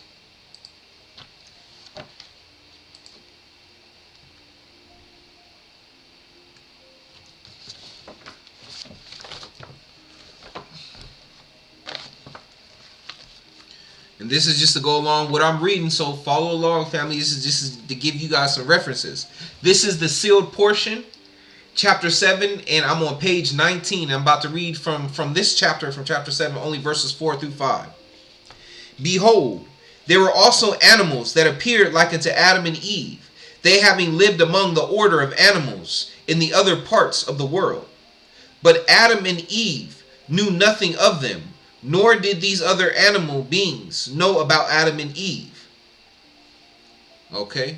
And I know I use the word world, family, but look, people like to use words interchangeable, but know that there's a difference between world and earth. Well, actually, but I mean, it could also be used the way I was telling you to, because remember when in the Bible where it says Cain went to the land of Nod and he had children? You ask yourself, well, who did Cain marry?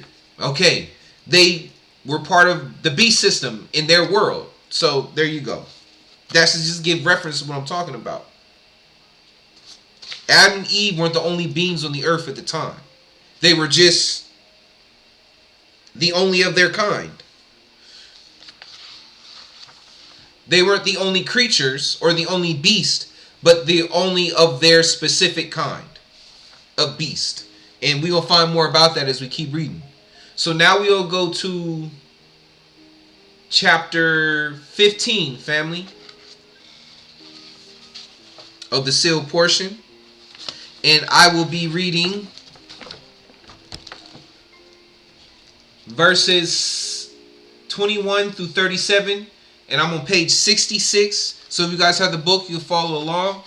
But I'm gonna have it on the screen as well. Alright, and I'm starting reading verses 21 through 37. And after many years of going to and fro upon the earth, Lucifer and his followers began to have some considerable success with some species of animals that possess bodies, like unto the bodies that God had created for Adam and Eve. And with the limited power that Lucifer was permitted by the laws of heaven to have over them, he began to interbreed certain species with other species until he had formed an animal that was very much like unto the bodies that were created for Adam and Eve. And after much time had passed in refining this breeding process, the followers of Lucifer began to possess the bodies of these animals. It caused them to act according to their own desires, which desires gave them a limited amount of happiness. There goes that word desire again. Nevertheless, these animals were not given the exact same bodies that were created for Adam and Eve, and therefore Lucifer and his followers could not experience a fullness of the joy that had been described to them by the Father in the beginning. For these animals did not have a kingdom of glory prepared for them in the kingdom of the Father, and they were of a much lower order of element, because their creation and their purpose was to bring about the earth and prepare it for the probationary days of the children of God. And Lucifer became incarnate and took upon himself one of the bodies that he found best suitable for that which he was wont to do. And the desire of Satan was to go into the Garden of Eden and entice Eve and cause her to obey the eternal laws of the Father, that he might take the glory upon himself. And Satan designed a type of ship in which he traveled over the many waters. And when he reached the land in which was centered the Garden of Eden, he continued his travels upon a large river of water until he came upon the borders of the Garden of Eden. And the Lord did not stop Satan from doing that which he was wont to do, and this because of the law of free agency. And Satan spent many days in the body of this creature, and the creature appeared very much like unto a man.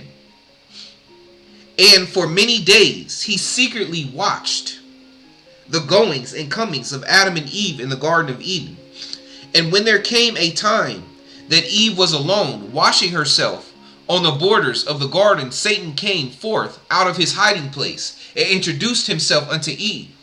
And Satan caused the creature to speak unto Eve in the voice of a man, in the language of the Father, a language that had been spoken in the kingdom of the Father, in which all spirits are created.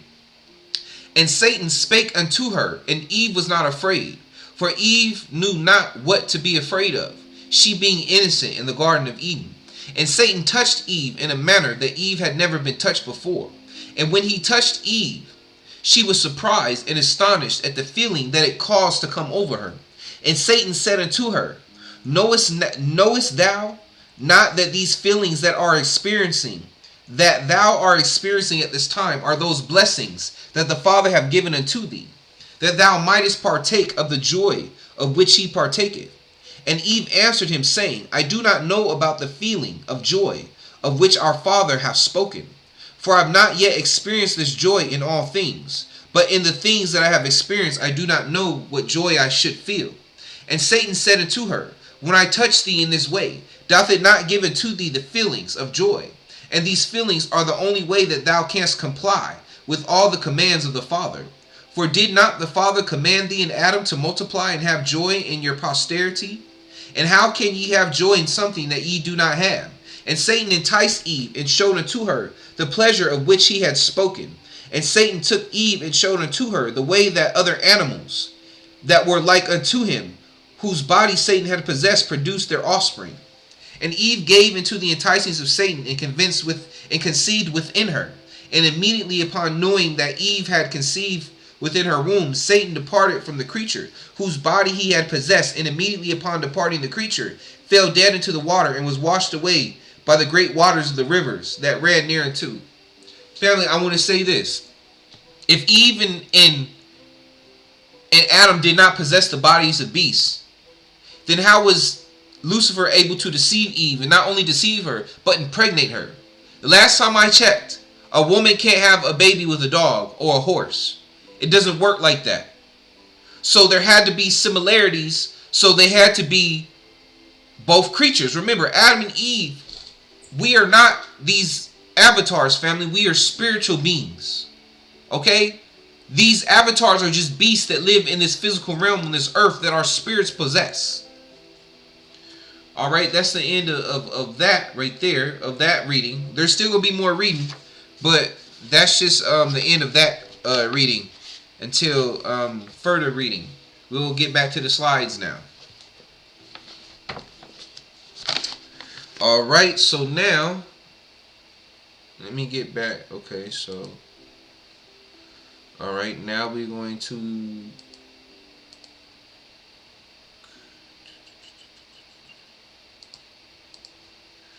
all right. Yeah, I thought I had it. All right. Now, so,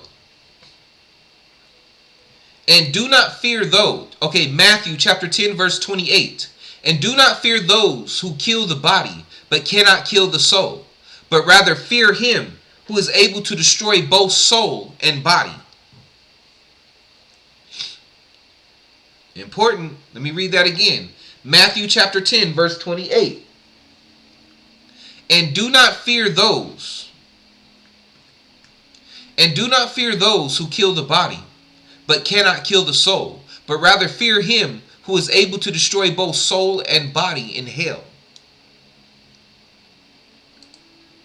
Remember, family, you are not this fleshly avatar, but you are the spirit AI that possesses this flesh, avatar within.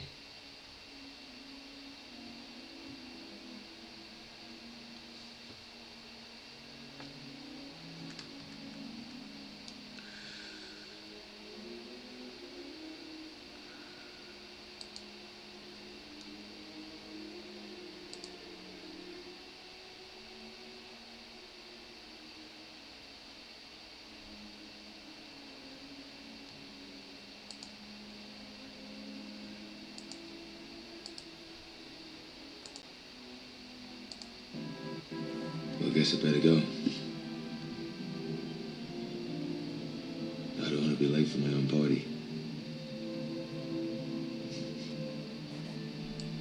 It's my birthday after all. This is Jake Sully signing off.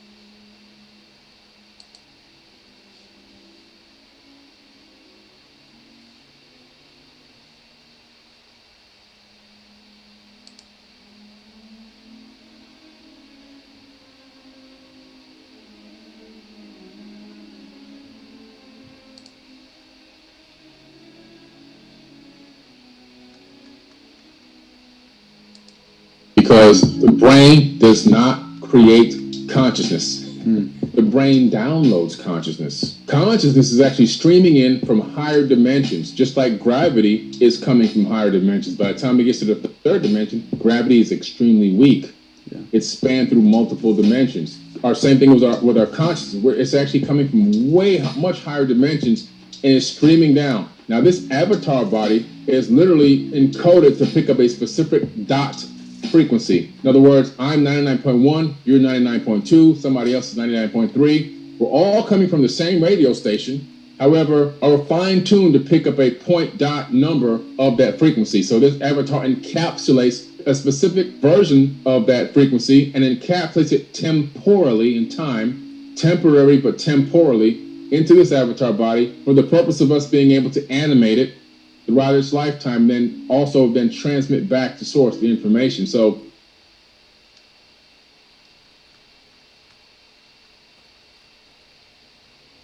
all right, hold on, family. Bear with me for a second.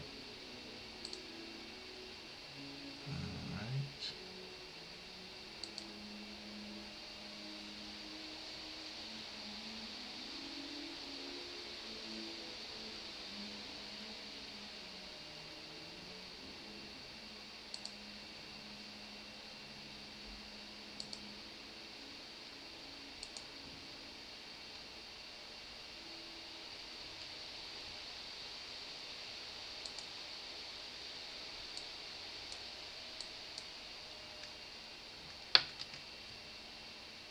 I am the prince priest of the beast. Now, early in the lecture, I told you there was two beasts. There's a double beast in the book of Revelation. One is the physical manifestation of a government on the planet. The other one is the primal force of nature. What is nature? A beast. What is nature? A beast. Different animals. But they said that the man, you see the snakes that sit in the middle of the earth. The reason why they put the head on top of the animal or the lion, they say because everything that the animal can do, when you raise yourself up to God, you can do too. You understand?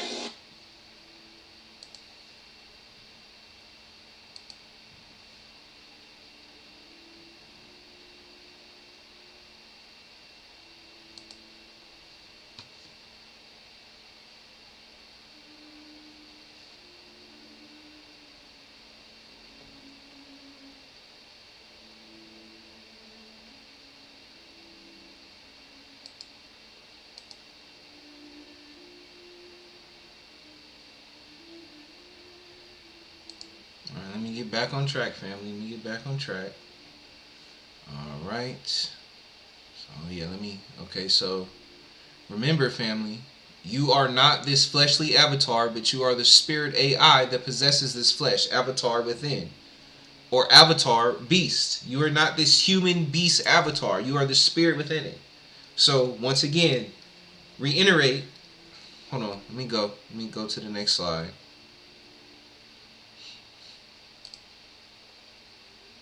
The human beast.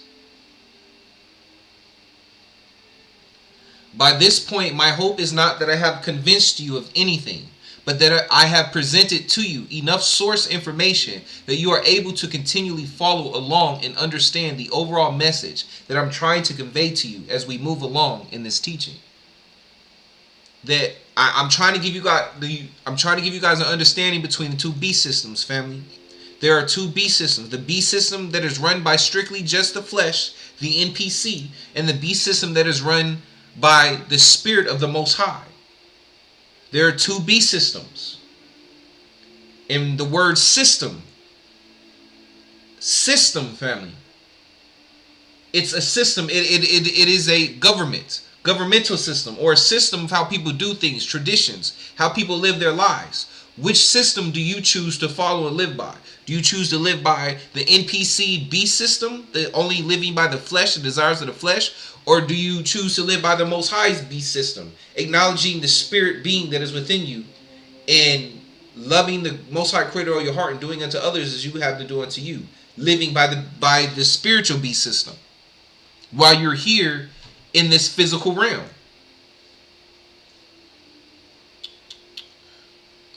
Right. Go to the next. Okay, ready for the next side.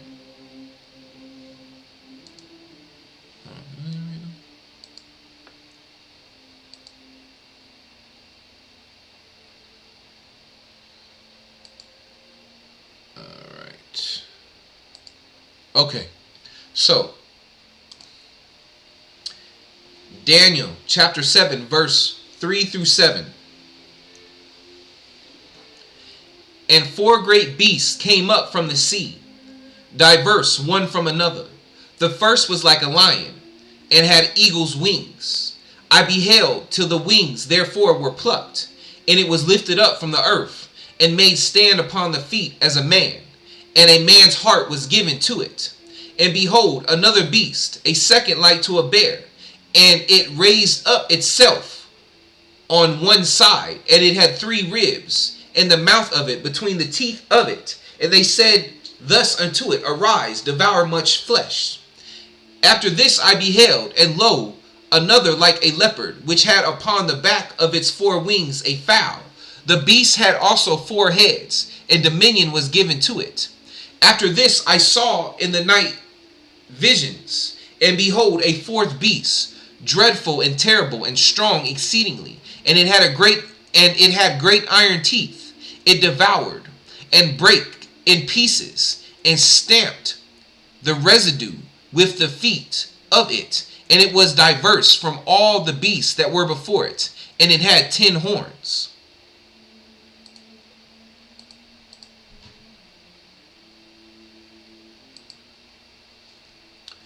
Daniel chapter 7 verse 15 through 18.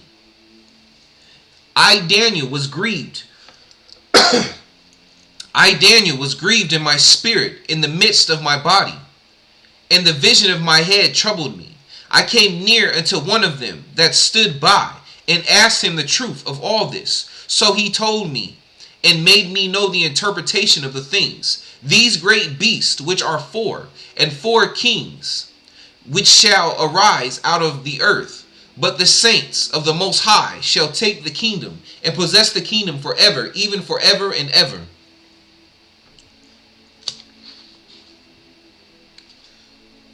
The 4 beast kingdoms were Babylon, Medo-Persia, Greece, and Rome.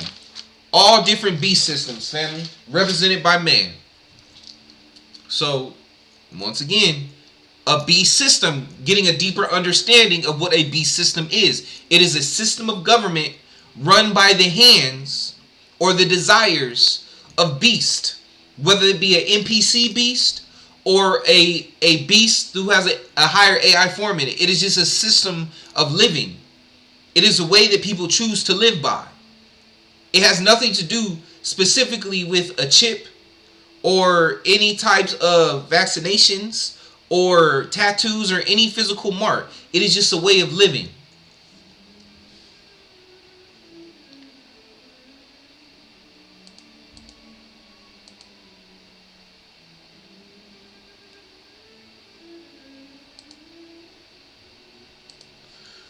Let's look up right here real quick. The definition of system. A government is the system or group of people governing an organized community, generally a state. In the case of its broad associative definition, government. Or system right here. System. See definition. A set of things working together as part of a mechanism or an interconnecting network. Structure, organization, order, arrangement, complex. Sorry if you guys can't see it or read it. Not very well. A set of principles or procedures according to which something is done. An organized framework or method. The public school system. Methodology, technique, process, procedure. Or right here, system. A system is a collection of elements or components that are organized for a common purpose. The word sometimes describes the organization or plan itself, and is similar in meaning to method, as in I have my own little system, and sometimes describes the parts in the system, as in computer system.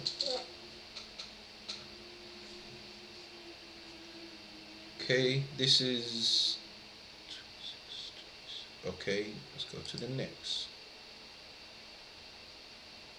The 2 types of beast system. The Most High's beast system. Exodus chapter 13 verse 8 through 9. On that day tell your son, I do this because of what the Lord did for me when I came out of Egypt. This observance will be for you like a sign on your hand and a reminder on your forehead that this law of the Lord is to be on your lips. For the Lord brought you out of Egypt with his mighty hand. Mankind's beast system. Revelation chapter 13 verses 16 through 18. It also forced all people, great and small, rich and poor, free and slave, to receive a mark on their right hands or on their foreheads, so that they could not buy or sell unless they had the mark, which is the name of the beast or the number of its name. This calls for wisdom. Let the person who has insight calculate the number of the beast, for it is the number of a man. That number is 666. And that word force is better the word cause. Because they didn't force nobody. It's free will. If you're forced, then you're good. You definitely have to, well, your avatar might be, look, if you forced to get the mark, your avatar might be still messed up. But your spiritual self should still be good because you were forced at gunpoint. But like I read earlier, has anyone not been able to sell or trade or do anything without this thing that we think is the mark? No. And nobody was forced. People were threatened. People were told that, if they don't do this, they might lose their job or whatever. But nobody was forced. Keep that in mind, family. It's caused. There was a cause. People had a cause to get this. People live by certain beliefs and stuff, and they didn't want to lose their ability to enjoy the desires of their heart, of their fleshly heart. Let's keep going. Hold on. 20. Okay. Yeah. Okay.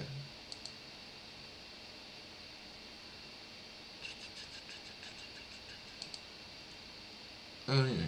Okay. So now I'm gonna get back into some reading, family. Once again breaking down this stuff is, right? So Matthew chapter 3 verse 7 through 8. But when he saw many Pharisees and Sadducees coming to watch him baptize, he denounced them. You brood of snake, he exclaimed. Who warned you to flee the coming wrath? Prove by the way that you live that you have repented of your sins and turned to God. Remember, he said prove by the way you live. In other words, your actions. Don't just give me mouth service, but what are your actions? You see the fruits of their labor. No matter what they say with their mouth, what are their actions? Their actions dictate what is truly in their mind, their desires. Who they truly serve. That's what their actions show. No matter what they say with their mouth, majority of the time, look at their actions. Because remember, with Cain, his actions show what was truly his heart and his mind. And that's why he was talking to the Sadducees and Pharisees. All right, family, we're going to go back to the sealed portion. We're going to chapter 49. Oh, no, that's not it. We're going back to the sealed portion. Chapter 49, family. Page 311. Chapter 49, page 311, verses 73 through 79. And I'm about to read to you guys the example of the Most High's, a good example of the Most High's beast system. And this is King Benjamin talking right now. This is sealed portion, chapter 49, page 311, verses 73 through 79. And he caused all the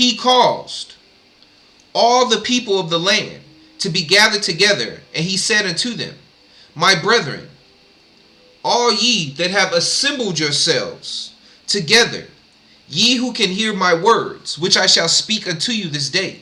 For I have not commanded you to come up hither to trifle with the words which I shall speak, but that ye should hearken unto me, and open your ears, that ye may hear, and your hearts, that ye may understand, and your minds, that the mysteries of God may be unfolded to your view. I have not commanded you to come up hither, that ye should fear me, or that ye should think that I of myself am more than a mortal man. But I am like as yourselves, subject to all manner of infirmities in body and mind.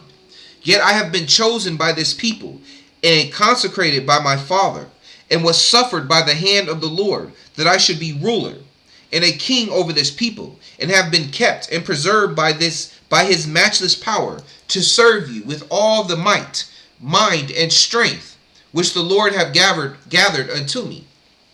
I say unto you, that as I have been suffered to spend my days. Hold on, am I on the...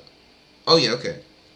I say unto you, that as I have been suffered to spend my days in your service, even up to this time, and have not sought gold, nor silver, nor any manner of riches of you, neither have I suffered that ye should be confined in dungeons, nor that ye should make slaves one of another, nor that ye should murder or plunder or steal or commit adultery, nor even have I suffered that ye should commit any manner of wickedness, and have taught you that ye should keep the commandments of the Lord, and have taught you that ye should keep the commandments of the Lord in all things which he have commanded you.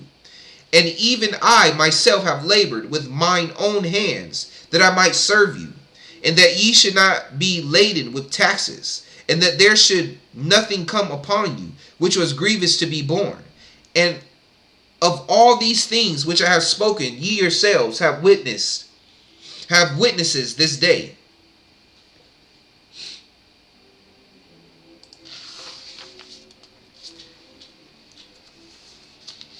Oh, my bad. Yet, my brethren, I have done these things that I might boast neither. Yet, my brethren, I have not done these things that I might boast. Neither do I tell these things that thereby I might accuse you. But I tell you these things that ye may know that I can answer a clear conscience before God this day.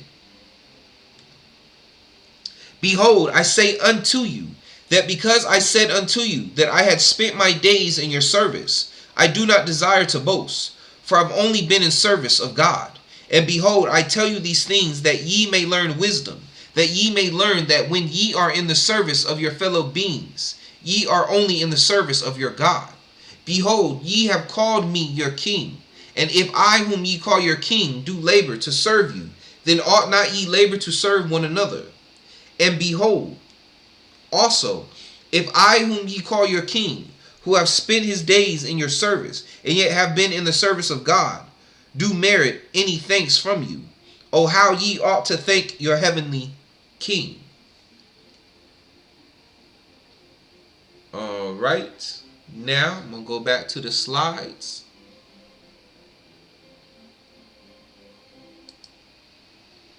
And I wanted to give, that was an example, family, of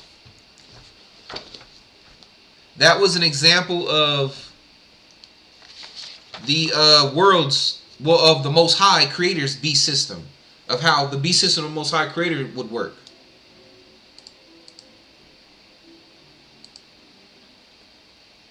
Okay, so let's go on to the next now.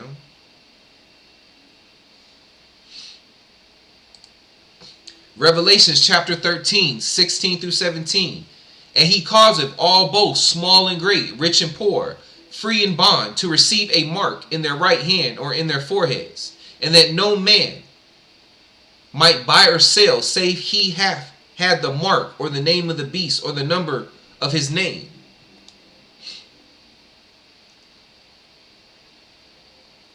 Yeah, bear with me. We got some slides to go through.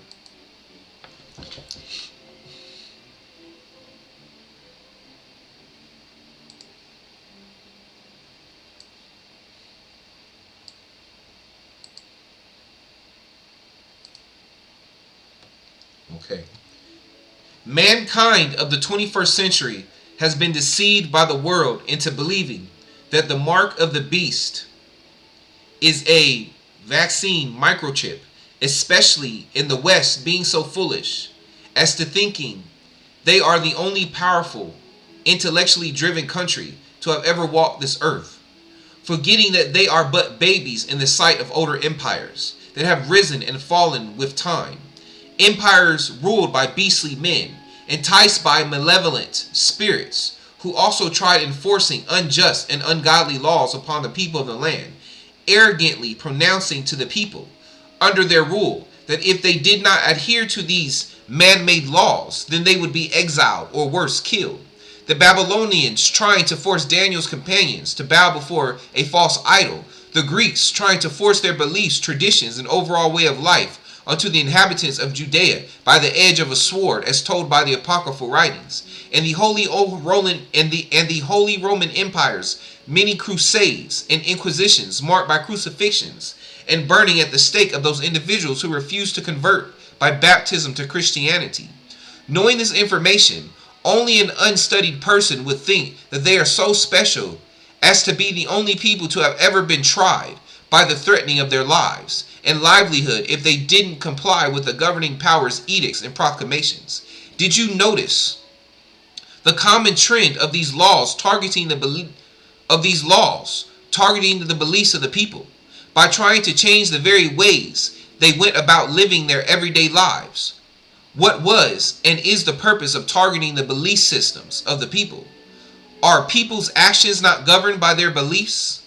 Since the beginning of time, it has always been mankind's established beast system's goal to control the minds and desires of the people, to become celestial beings upon the earth, controlling the masses like puppeteers, even leading the people unknowingly to their deaths if that be the master's wish.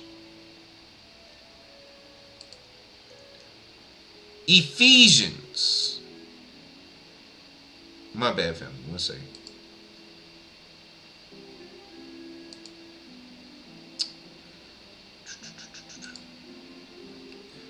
Ephesians chapter 6, verse 12. For we wrestle not against flesh and blood, but against principalities, against powers, against the rulers of darkness of this world, against spiritual wickedness in high places. Now I'll show you some, what I'm doing right now, family, is I'm giving you examples of the worldly beast system that we live in today. And examples of it in the past, to know that, you're not special.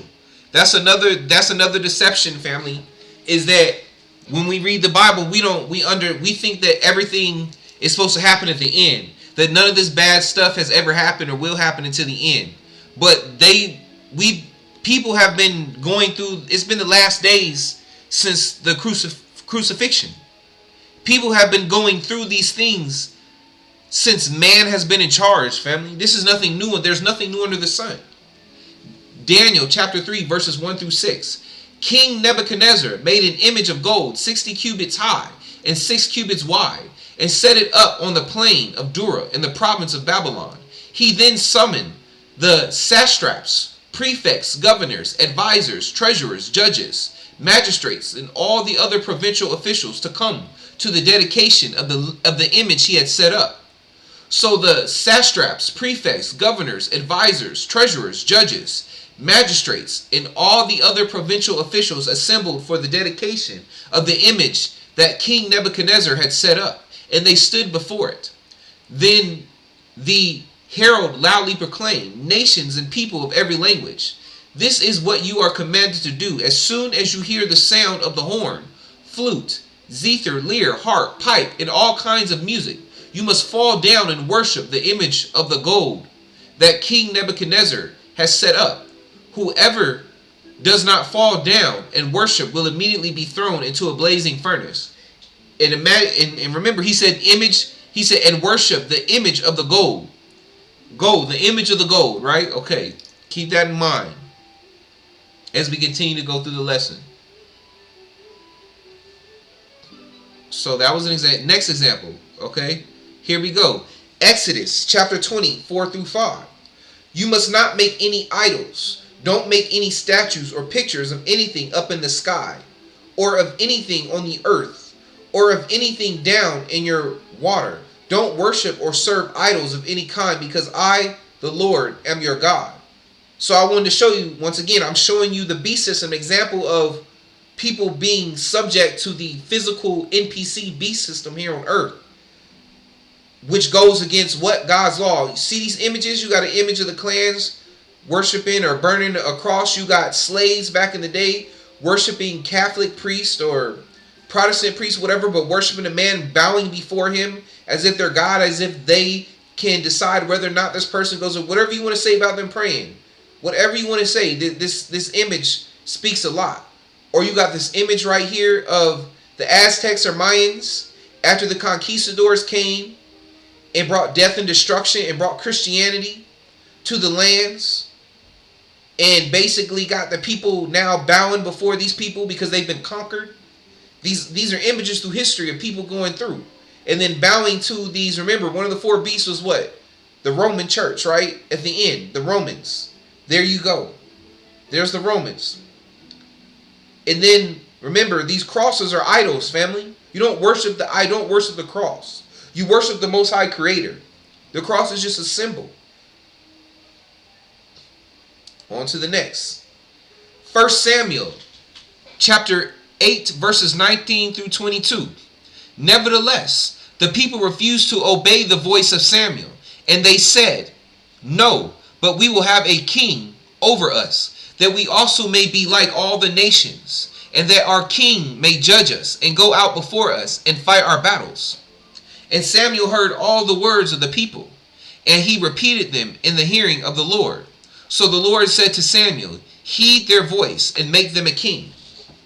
Look at these two images. You got Dr. Martin Luther King and Obama. Ain't neither of these my king, though, but, let's keep going. And here's a quote from who? Martin Luther King Jr. I fear I may have integrated my people into a burning house. Martin Luther King Jr. And look at these images. Look, you got our people in the hood. Got our women dropping it like it's hot with that walk, right? And look at our men down here. No longer warriors, but effeminate men. Just saying. Let's go on to the next.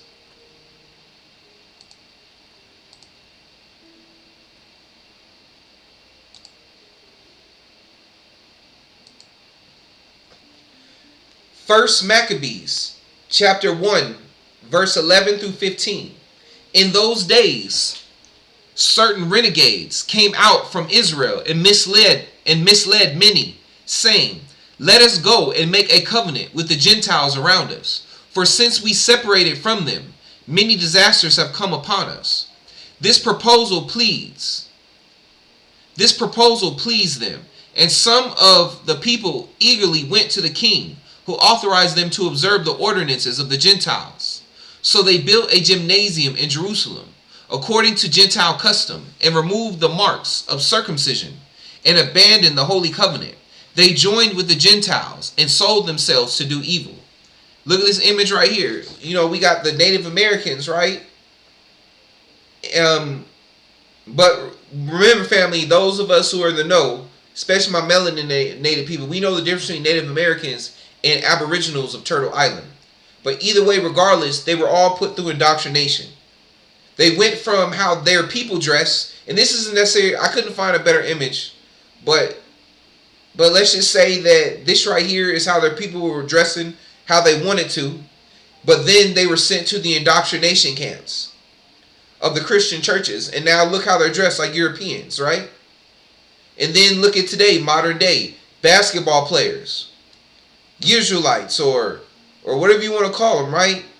Bowing down to the beast system. And look at the Staples Center, that gymnasium, right?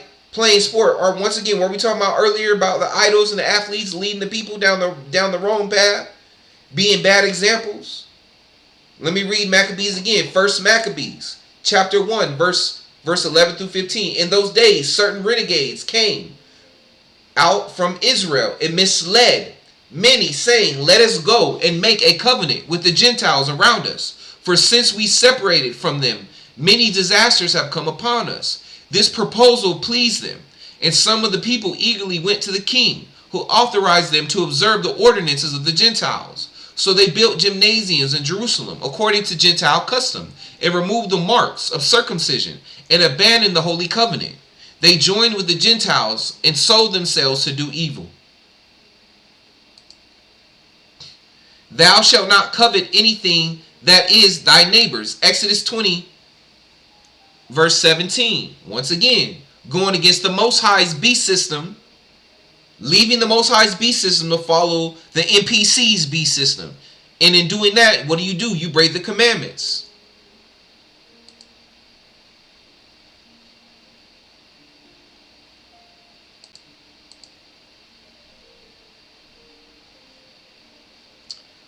Give me a second, family. I want to make sure. Okay. While Charlemagne converted pagans to Christianity by the sword, hold on, family. My bad.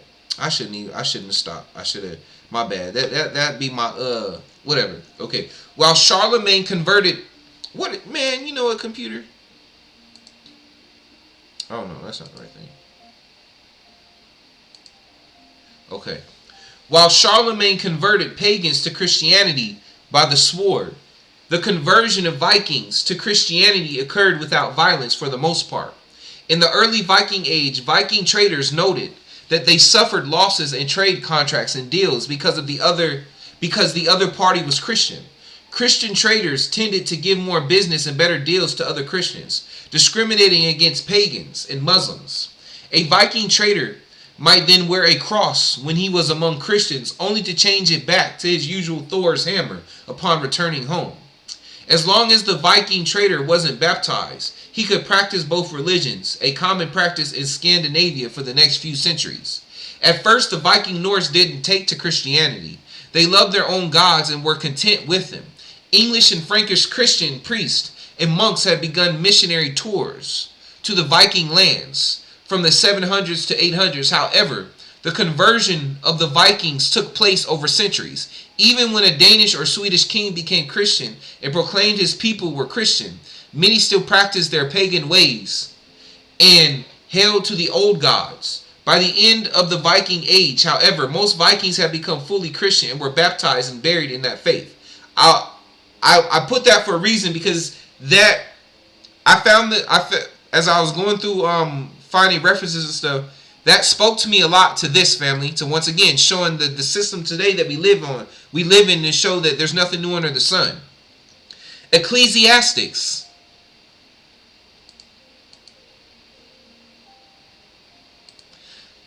Ecclesiastes chapter 1 verse 9 through 10. What has been will be again. What has been done will be done again. There is nothing new under the sun. Is there anything of which one can say, look, this is something new? It was here already long ago. It was here before our time.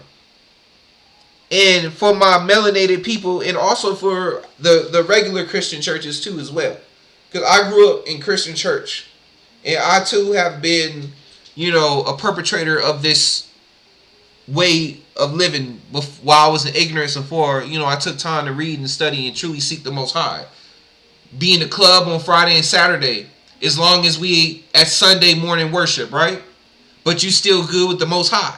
That's what we always tell ourselves, right? I can go to the club, I can break all the laws of the commandments because the Most High know my heart. I can do this and that as long as I'm in church on Sunday, right? Ain't that the same thing the Sadducees and Pharisees and the heathen that they did? They said, I can do what I want, treat anybody the way I want, do what I want, as long as I go take an animal to the temple and have it sacrificed. I ain't got to change nothing about me. I ain't got to circumcise my heart, my spirit, as long as I put in this sacrifice. So as long as I sacrifice this animal, I'm good. As long as I go to church on Sunday for 2 hours, I'm good. As long as I make that sacrifice of my time for 2 hours on Sunday and be a pretend Christian or pretend worship or whatever you want to say it, I can be at the club on Friday and Saturday. Just like the Vikings, who didn't really believe, but they did what they felt like they had to do to get that money. Same thing. But as soon as they got, when they was by themselves, they did what they did. Just saying. So let's keep going.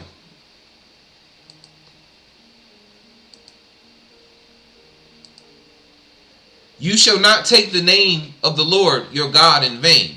And when you do that, once again, family, and a lot of these people back in the day, or even today, go to church and do these all through, Monday through Saturday. They live like pagans, and they love to say things. Oh, the Lord blessed me with this BMW. The Lord done blessed me with this house, right?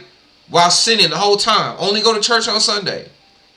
That's taking the Lord's name in vain, family. Saying that the Lord gave that to you. That's like that Cain thing. No, you got that stuff with your own will. Not to say the Most High can't give you the desires of your heart, but how you always so sure it's the Most High blessing you with something and not Lucifer, or not the enemy blessing you with something to keep you asleep, to keep you in the beast system. These are the things. This is why we learning. This is why we doing this lesson, family, so we can understand the difference between the two beast systems. All right, we're going back to some more reading, family. The sealed portion, chapter 32. Verses 33 through 60. All right. Hold on. Oh, yeah.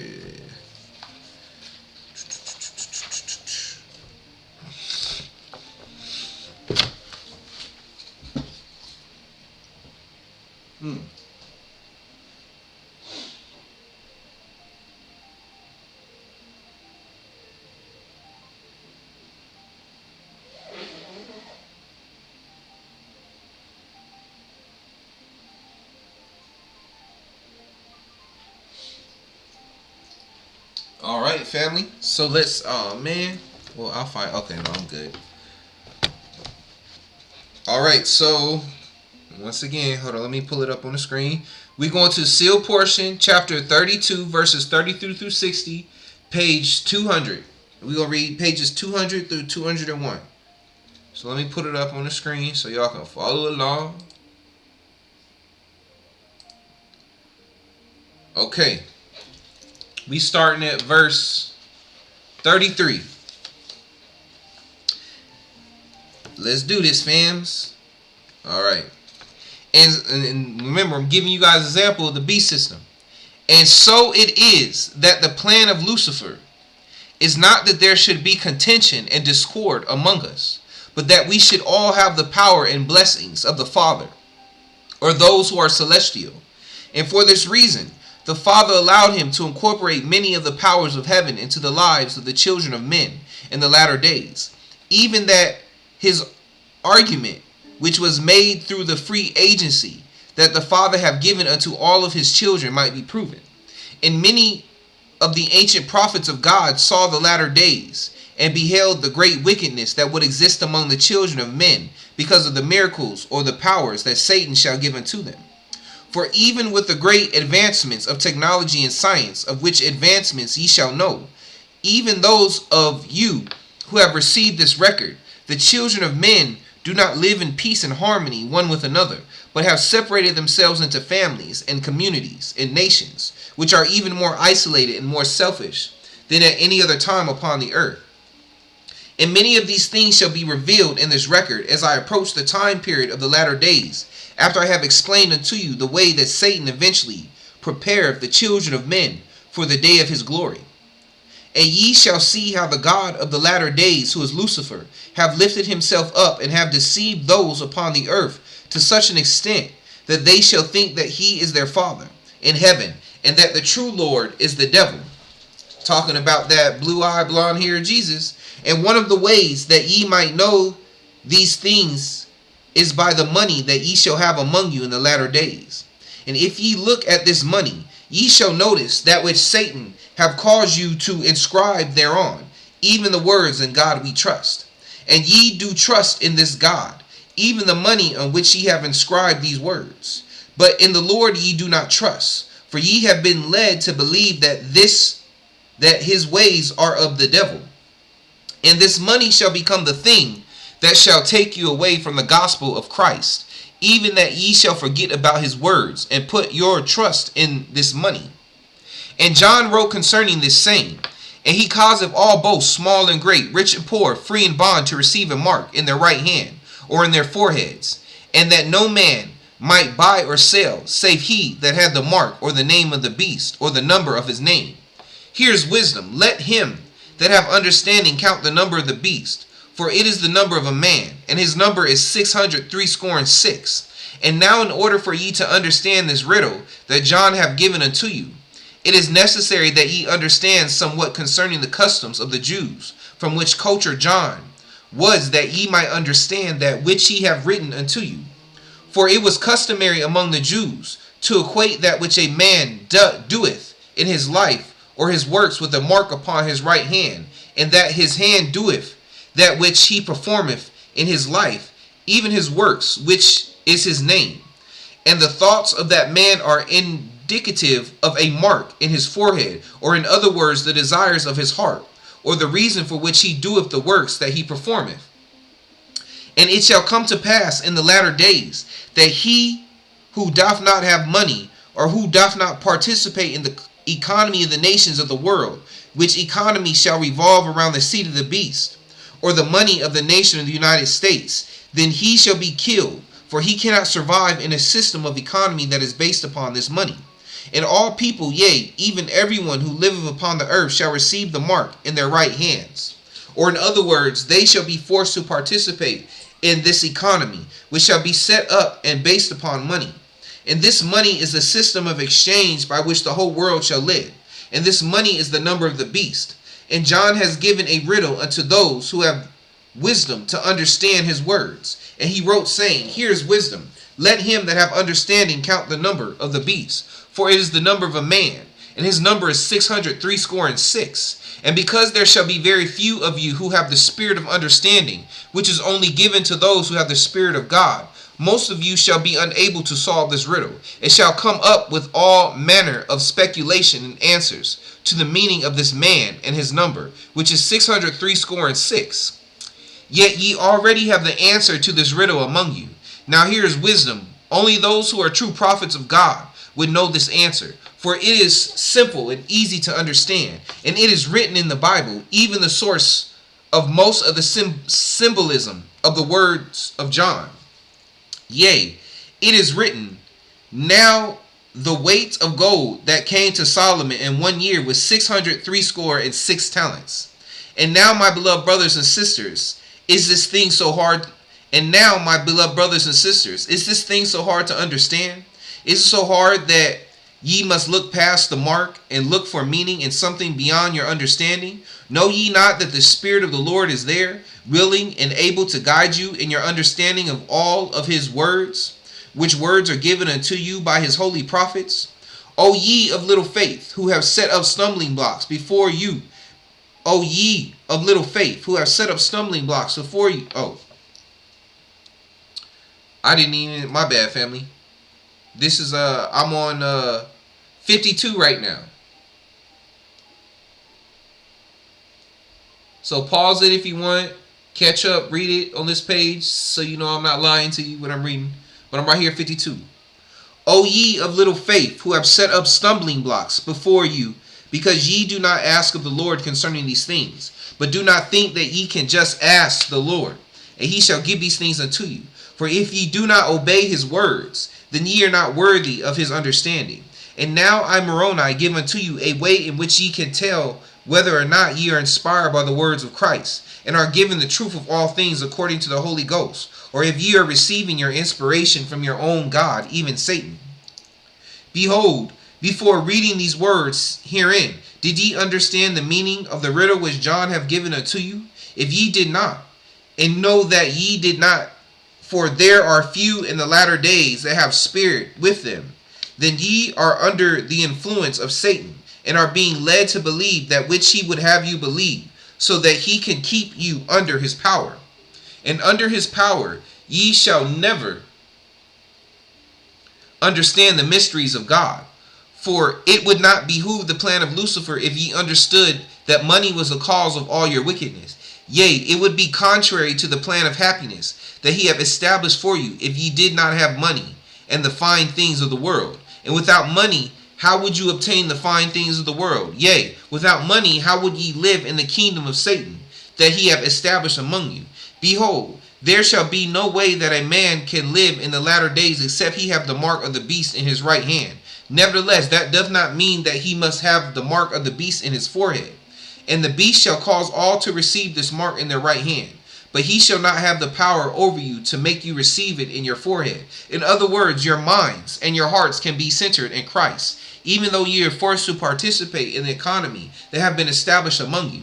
And if your hearts are centered in Christ, then ye shall use the economy of the beast to do the works of Christ. And ye will use your money to do good, and clothe the naked, and feed the hungry, and to liberate the captive, and administer relief to the sick and the afflicted. In other words, ye shall work with the mark of the beast in your right hand, with your heart and mind centered on Christ. And do not think that ye can have your heart and your mind centered on Christ if ye do not do the works of Christ. For even Jesus had the mark of the beast in his right hand, and for this purpose was Judas called, so that he might carry the bag among the apostles of Christ, so that they could participate in the economy of the beast, so that they would not be killed by the beast, whose only desire is the number of its name. Nevertheless, Christ had a mark in his forehead that was a name that only he knew. In other words, only he understood the things that he did, and only he had the intent to do the works that he did. All right. Head back to these slides real quick, family. I hope y'all got the point. I hope y'all getting the point, family. I hope y'all under family. I'm gonna put in the description box. I'm gonna put one of my old videos from my other YouTube page, my first YouTube page, my old one. Family, I wasn't introduced to the sealed portion until I was a truck driver.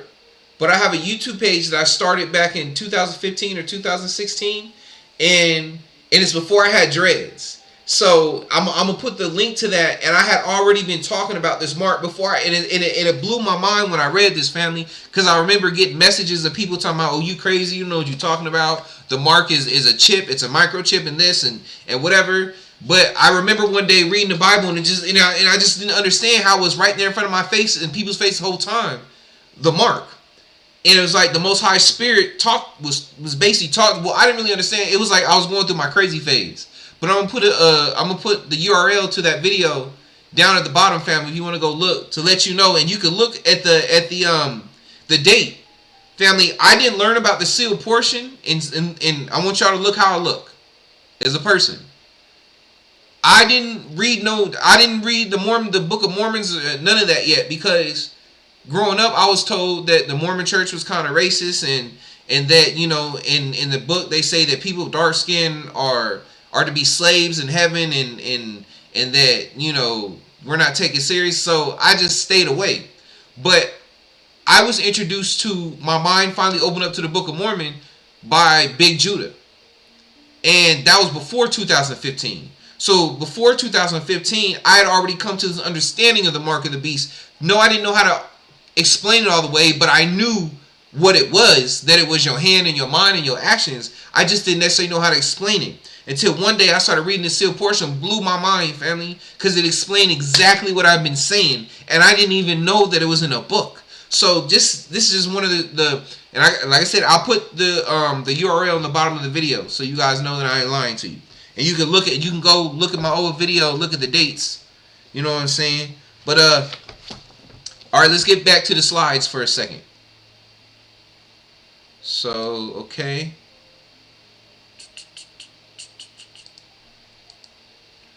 Remember what we were just reading about Yahusha and stuff, right? That's not what I wanted to do. So, hold on, my bad. Okay, slide 42, okay. So, the love of money is the root of all evil. 1 Timothy chapter 8, verse 10, right? Let's read again. The love of money is the root of all evil.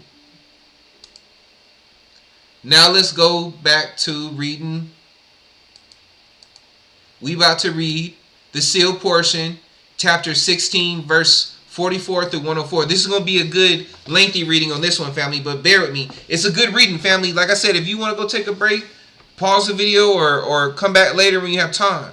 But listen to the whole video, family. And look, and what I'm about to show you, it was going to be like, is money truly the root of all evil? Is it really money? Is money really the mark? If you, unless you guys are paying attention and you already understand where I'm going, and you already know what the mark is from the beginning of the video, so everything been leading up now. So we breaking it down, family. I'm showing y'all what the true mark is. Like I've already shown y'all the difference between the different beast systems.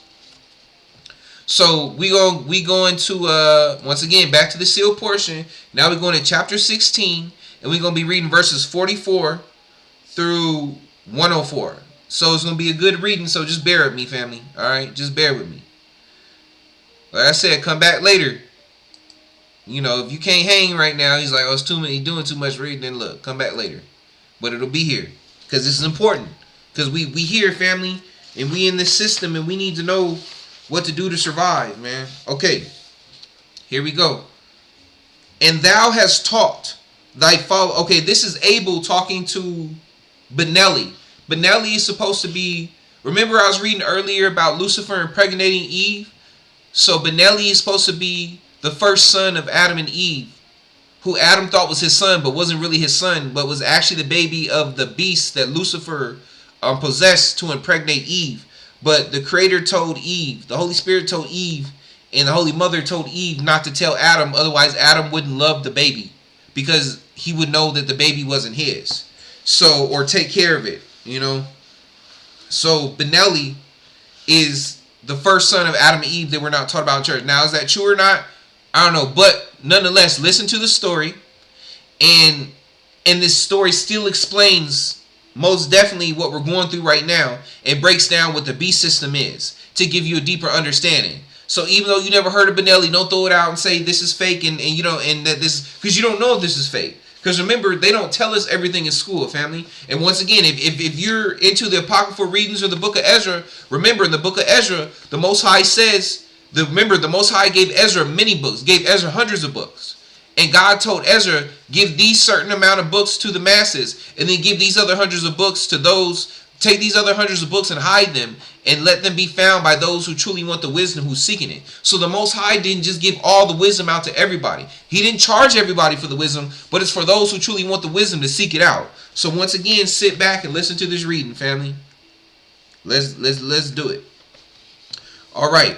And this is Abel talking to Benelli.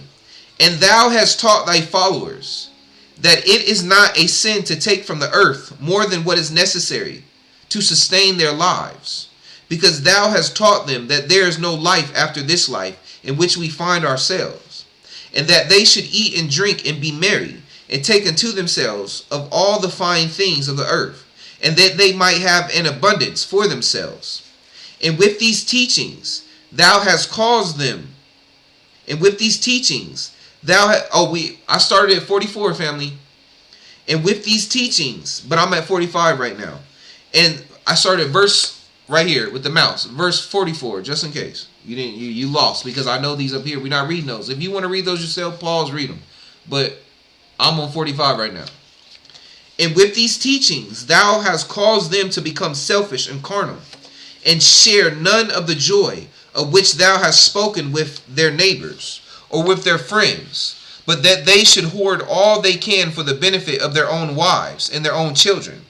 And in separating yourselves into these family units in which ye have found this joy of which thou hast spoken, ye have destroyed the sense of fellowship and unity that our father taught us should exist among us.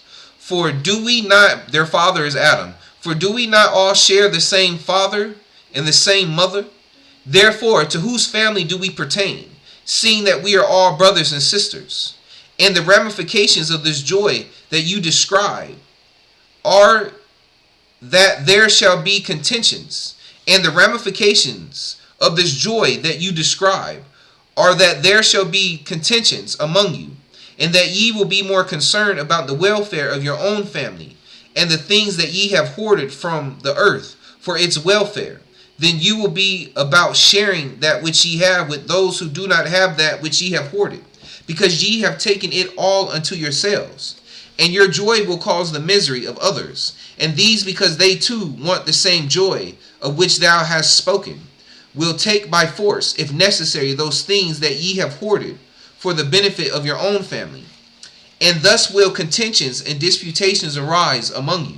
And these things would not arise among you if ye would do the things that our Father hath commanded us. And our Father hath given unto us the commandments that he received from the mouth of God, when he was banished from the Garden of Eden. And ye know that this garden did exist because ye have seen its borders, and have experienced the exceedingly verdant nature that existeth therein, which nature is not like any that we can find in other parts of the land in which we live. And even though it is also subjected to the laws of nature, which laws will cause all things therein to decay and die a natural death, even so its beauty and exceedingly great natural order doth even now continue to exist. And if the garden of which our Father hath spoken doth exist, then why thinkest thou that the God who created this garden doth not exist? And if God doth not exist, then where did our first parents come from? For behold, they are unlike all the other animals that exist upon this land. There goes that word, the other animals that exist upon the land. And even this land, from where thinkest thou that it came? And seest thou not the great order of nature that is all around us? How can this order exist except there be laws given that establish this order and cause it to remain in the state in which it have been established? And if these laws were given unto nature to keep it in proper order by him who created it, then why thinkest thou that this same being would not give unto us laws that would help us maintain order among ourselves? For we are not of the same order as the order of the nature that is around us, and by these natural laws we do not need to abide. For in this nature it is requisite that only that which is needed to sustain life is taken from it. And under this law are all the creatures that dwell on this world with us subjected. But we are not subjected by this law, and ye have proven this by your actions, even that which ye take from nature, of which ye have no need except to consume it upon the lust that ye have for this temporary joy that ye pursue. And it is also a law of this nature, that those who are subjected to it shall live in a symbiotic state with it, in that they give to its order as it giveth unto them. But what is it that thou supposest that ye give unto nature, from which ye receive many things? Behold, ye give nothing unto nature, but it provideth for you all the things that ye desire. And because thou and thy followers are not subjected by all the laws of nature, by what laws are ye subjected? I say unto thee, that thou and those who follow thee are subjected under your own laws, which are laws of selfishness and carnality, and which shall bring about more sorrow and misery for you than the short time that ye shall experience the joy which ye seek. But there is one law of nature to which ye are all subjected, which law was brought to pass because of the choice of our first parents to provide bodies for us and allow us to enter into mortality with them. And this law is the natural law of death, to which all things in nature are subjected. And thou knowest this law, and have convinced people that there is no escaping this law under which we are subject, thus giving them reason to live their lives as if the only joy that they can experience is that joy that they receive here in mortality. But I have already shown unto thee that we are not subjected to the laws of nature, as are the rest of the creations that are found therein, but we are subjected to the laws of the God by whom we were all created. And if it so be that we are subjected to his laws, then there must be a law that he is subjected to, and if it so be that we are subjected to his laws, then there must be a law that he is subjected to that superseded the law of nature, that we have been subjected to because of the desires of our parents. And because we are not a part of this nature, we are not subjected to his laws. But because we live in this order of nature at this time, and take from it that which bringeth us joy, we are forced into submission to its laws. And for this reason we shall die, thus submitting to the laws of nature. But when we are no longer a part of this nature, then we are no longer subjected to his laws. And after our spirits depart from this mortal body, which was created from this nature, we are no longer a part of it, and are therefore subjected to other laws which govern the environment in which we will find ourselves. And in this spiritual state, or this spirit environment, we shall be subjected to the laws of him who created our spirits, or to him from whom we shall receive our joy. And if it so be that we do not abide by his laws, then we cannot receive any joy from him. And if we do not receive any joy from him, then we shall be miserable forever in the state in which we shall find ourselves. And there is a law of God that compensated for the law of nature, or the law of death. And even as it was death that came upon us and cut short the joy that we find in this natural environment, even so shall this law of God be given, that we shall once again find life. And this life shall be eternal, for such are the laws of God. And the law of sacrifice, which our Father hath given unto us, is in similitude of this law, that shall give us eternal life and eternal joy.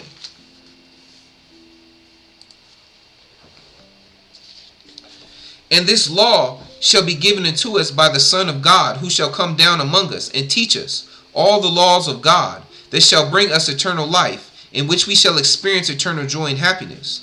And he shall sacrifice his own life for us by presenting himself as a sacrifice for all of us. In that he will teach us the laws of God that we must be subjected to in order to be saved in the kingdom of God, where the laws of happiness and joy are eternal, as well as the laws of life which are also eternal. And now I would that thou shouldst know that these are the things which our Father have taught us, and these are the things that we must live by in order to find the happiness and joy that we seek, both in this state of nature and also in the spiritual state of our God who have created us. And it came to pass that Abel did confound Benelli in all of his words, and because of the words of Abel, many people left from following Benelli and followed once again after the things that had been taught by their father. But there were also many others who did not listen to the words of Abel, and many of these were those who had been born into the imperfect bodies, as I have explained it unto you.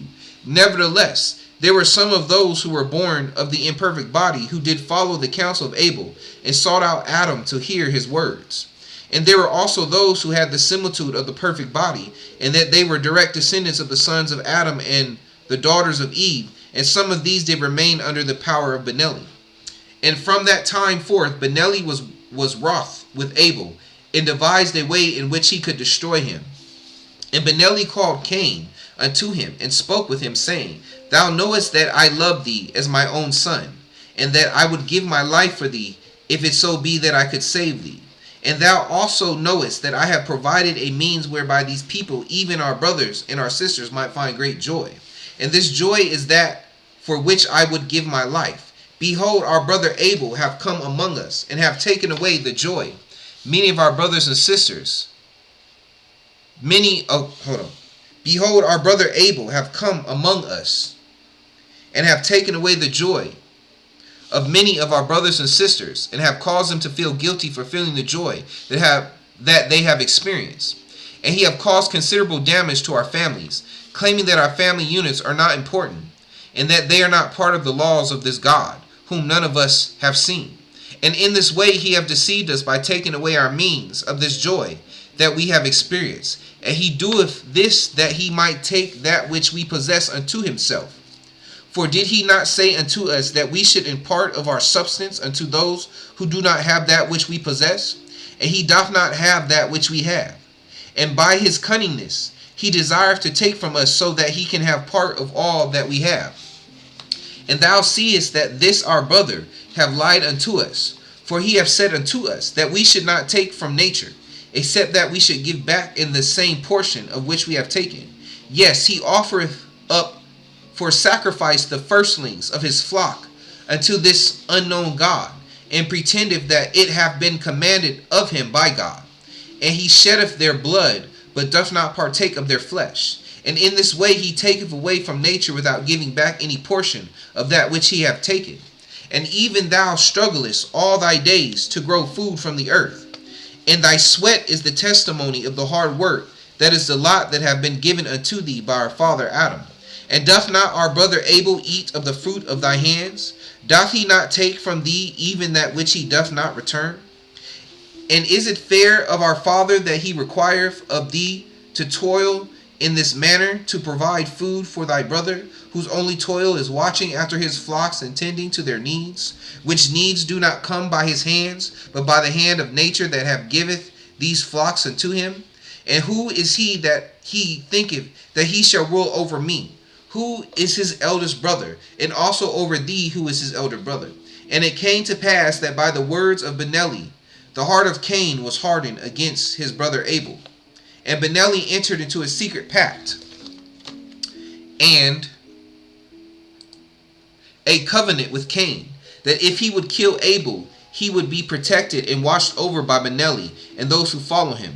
And Benelli convinced Cain that the things that he was to do would bring a greater peace and happiness among the people, and that he would be held in respect among them for that which he would do. And they made this pact according to all that Benelli had learned from his father, who was Satan in the beginning.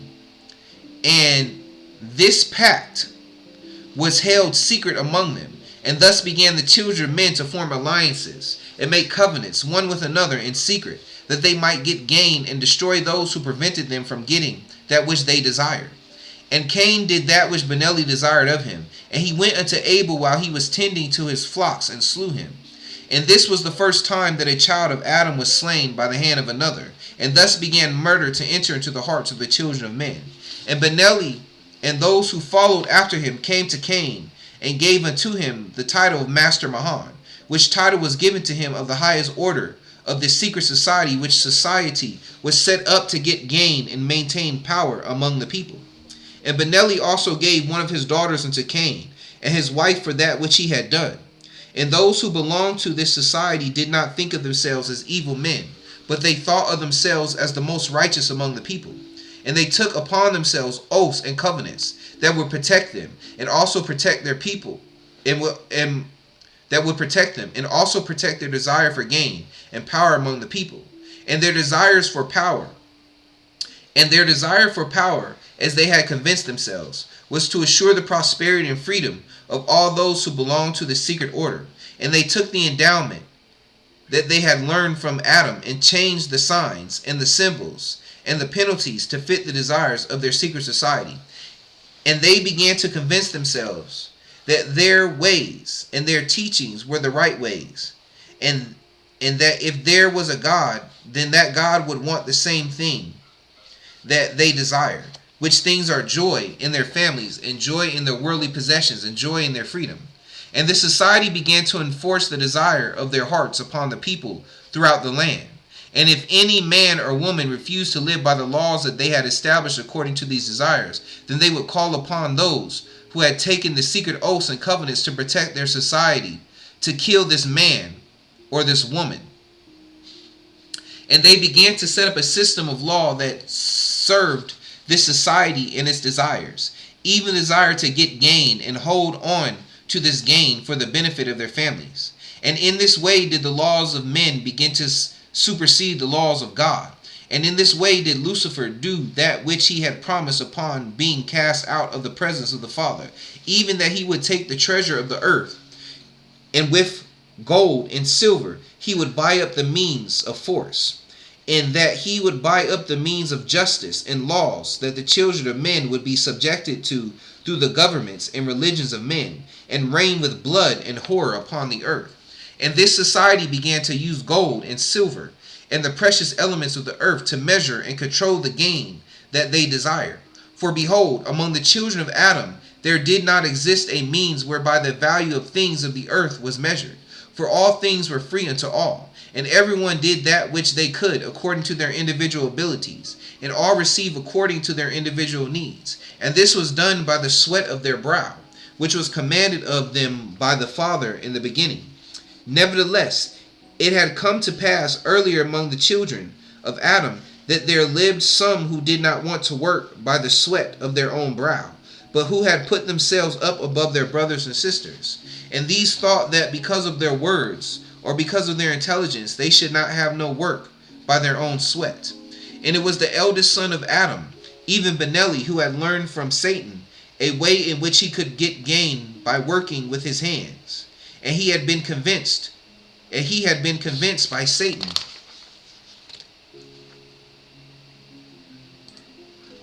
that because he was the eldest and one of the most intelligent among them, that he should not be required to toil like unto the others. And it came to pass that Benelli spent many days wandering throughout the land, observing the toil and labor of the rest of his brothers and sisters, and even of his father Adam and his mother Eve, whom he loved.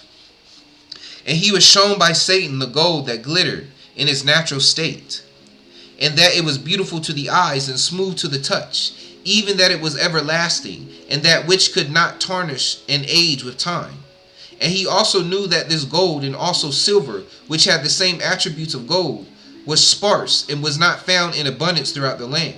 And Benelli gathered up a large quantity of this gold and this silver, and began to shape jewelry in a fashion that was most beautiful to be seen and most comfortable against the skin of those who would wear it. And he went unto his wife and adorned her with the jewelry which he had made, and convinced her to show it unto her friends and her neighbors, and let them touch it and see its beauty. And the other women began to covet the things of the wife of Benelli, and they desired of their husband that they might have jewelry like unto hers. But these men did not know where to get this gold and this silver of which to make these things. And when they searched throughout the land, they could not find any, because of that which Benelli had taken unto himself.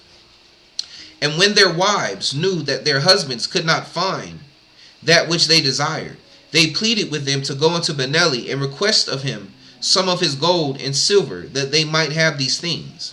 And the men went unto Benelli, and asked of him that he might give unto them some of his gold and his silver, even that which he had gathered up in abundance unto himself. And Benelli answered them, saying, My dear brethren, it is my utmost desire that I should share that which I have with each of you, so that ye might give unto your wives that which I have given unto my wife, even that which have given her great joy and pleasure. Yet I would ask of you, if it is fair that I give unto that which I have toiled to obtain. Even for many days I have toiled and labored with my own hands, that I might acquire these things. And with my own hands have I fashioned these things into that which bringeth joy to my wife, and which your wives also desire. And ye spend your days in toil by the sweat of your brows, for the benefit of all, even the food that we eat, and the homes that we live in, and the clothes that we wear. And how is it then that your toil is more important than mine? For behold, ye toil to assure that we live. Yet what type of life do we live, if we do not have the joy and the pleasure that this life can bring? And ye have beheld that I have provided my wife with that which bringeth her this pleasure and this joy, even beyond that which ye have provided unto your own wives. But I want that ye have the ability to give unto your wives this pleasure and this joy. Therefore, I would that ye should trade with me your labor, and that which your labor produceth, for that which my labor hath produced, even that which will bring joy unto your wives. And it came to pass that with his words Benelli convinced the men to give unto him of their labors, and of their food, and of their clothes. And he caused them that they should build houses for him, and fences in which he could mark the land that was his, even that for which he had traded his dealings with these men. And it came to pass that the gold and the silver of the land became more valuable to the people than their food, and their homes, and their raiment. And Benelli controlled the trading of the gold and the silver, even so much that he became very rich among the people, and possessed much more than his other brothers and sisters. And many others coveted the things that Benelli had, and they wanted to become rich like unto him. And in this way the children of man began to divide themselves into classes, even into the poor and the rich, or those who had much and those who had little. And those who had little coveted that which the rich possessed. But because gold and silver were so rare and precious among them, these poor could not become like unto the rich. And there were those among the poor who began to steal from the rich. And these justified their actions because they felt that they should have that which the rich kept from them, even their gold and their silver, which they could not find in the land. And thus the children of men began to come under the control of Satan, and he did rage in their hearts and became their god. Whew, okay, family. Just did that good old reading. Now we're going to go ahead and jump back to the slides.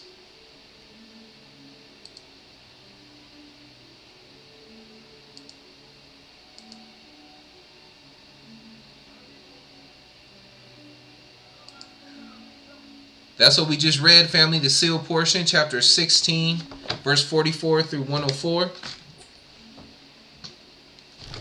All right, now let's go to the next slide.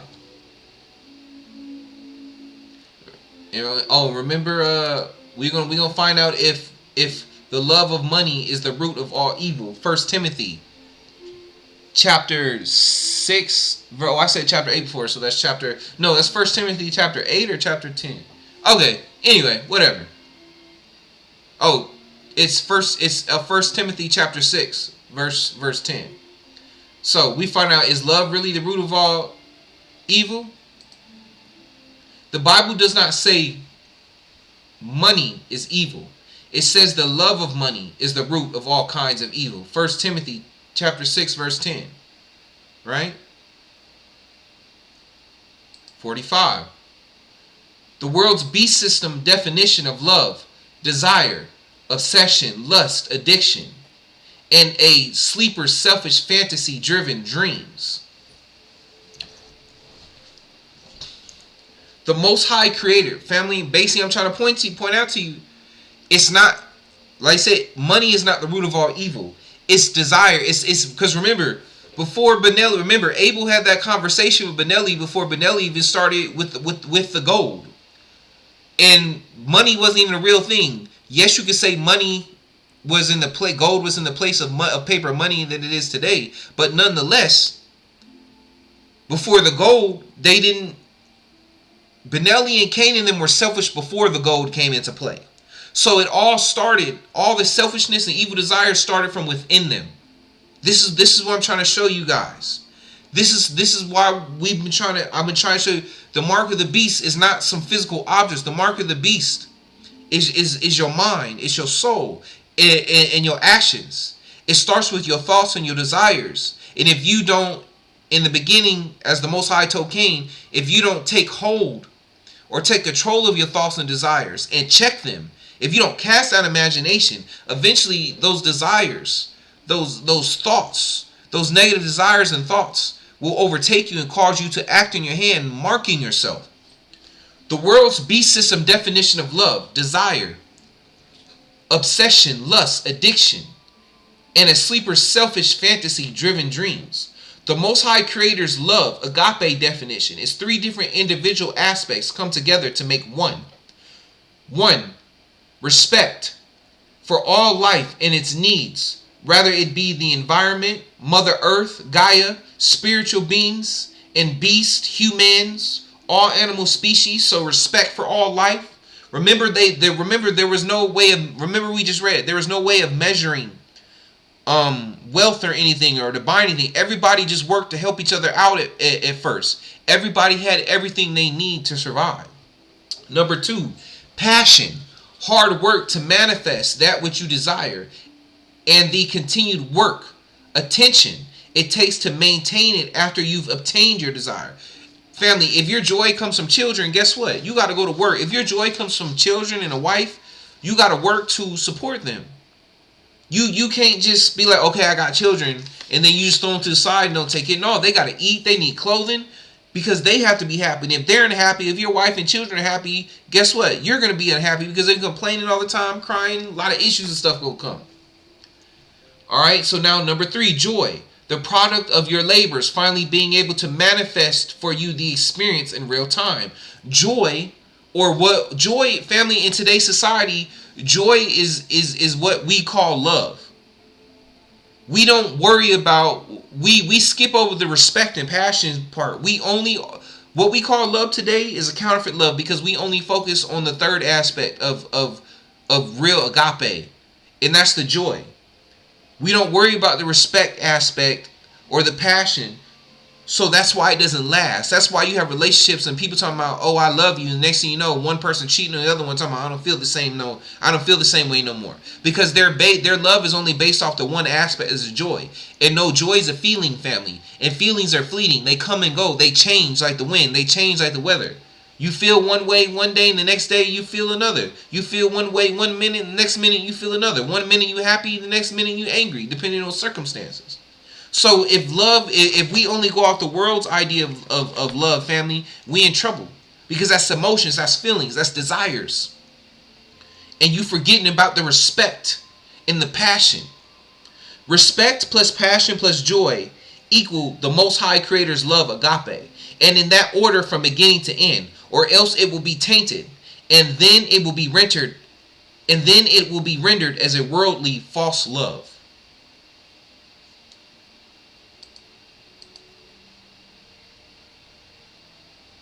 Bear with me, family. Hold on. That was 45. Okay.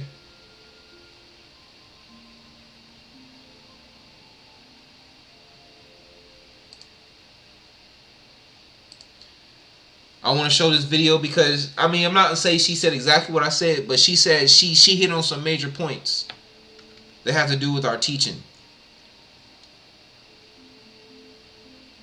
Just so you know, I kind of had somebody to, co-sign what I just said in a way. Although she didn't break it down like I did, she still said some pretty important things, what I think. Anyway.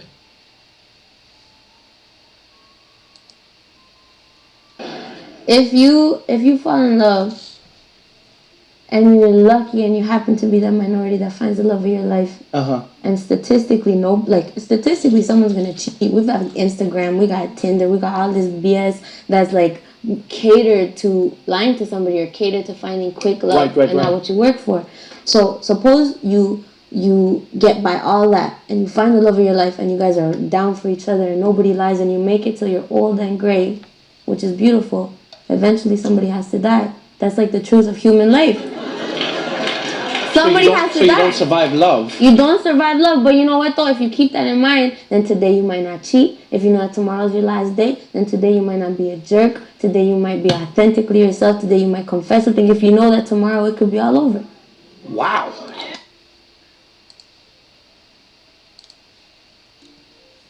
Thanks, Miss Reyes, for that. For that wisdom.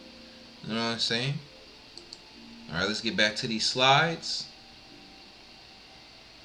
Okay, now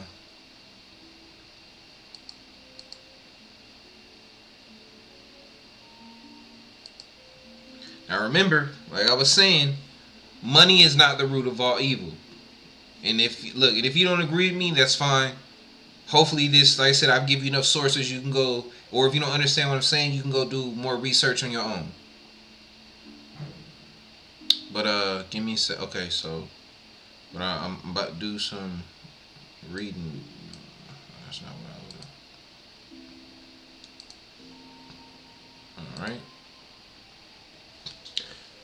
The root of all evil is not money, but human desire and its ability to produce selfish greed if unchecked. How can money be the root of all evil if the concept of money didn't exist during the time of Adam and Eve? What was around at that time were rocks called gold and silver, which according to the writings of the sealed portion were mostly unknown to the masses at that time, or just flat out ignored because of their lack of usefulness when it came to the survival needs of humankind. But because of the selfish desires of individuals like Benelli, Cain, and their followers, they created a false narrative by enticing people's desires, creating a belief where the people would think they needed these rocks to sustain their personal joy and everyday survival needs, eventually creating a beast system that can only exist by the continued desire and use of these rocks. As the saying goes, money makes the world go round. Beast system, not earth. Money makes the world go round. Supposed to flat. Just a little hint right there, family. Money makes the world. Remember, beast system, not earth. Earth, nature. Remember, earth is nature. You know, money, you know what I'm saying? Remember, family, world is the system, not the earth. Go round, supposed to, remember, money makes the world go round. But before money, was the world flat? Just saying. And the best businessmen create desire. Supply and demand for a product you never heard of, thought of, or even needed until it was presented before you. The beast system can only exist as long as human beings give into our selfish desires, deceiving ourselves and others into thinking that money rules all and that we cannot as a species survive without it or find true joy. True currency is water, food, fellowship, children, and wisdom, all things that can and are provided by following the universal laws of the Most High Creator's beast system structure and not the world's beast system.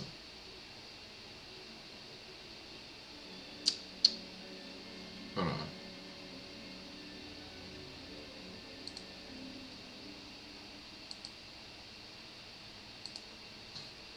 Here is a call for wisdom.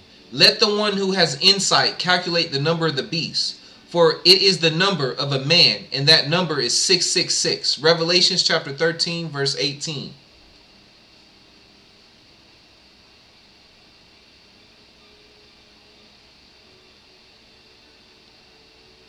Okay.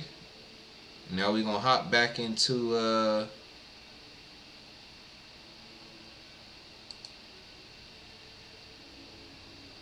another video.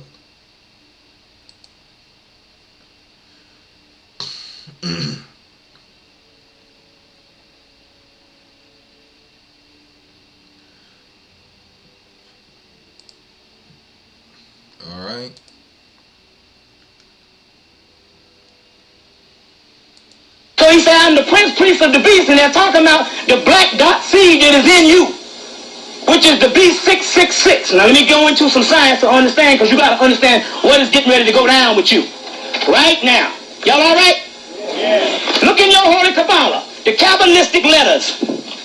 One of the names of Jesus, in fact, one of the names of Jesus, in fact, is the number of the B666. Nevertheless, the fact which horrifies most people easily can be verified by anyone who knows the numerical equivalency of the Hebrew alphabet. The Hebrew alphabet in the Holy Kabbalah. In the Holy Kabbalah, the Hebrew alphabet in the Holy Kabbalah averages up with Jesus. When you look at Jesus' name in the Hebrew letters, and there's a number, every man, every woman is a star, and every number is infinite. And the Holy Kabbalah has the Hebrew letters, and it also has the numbers to it.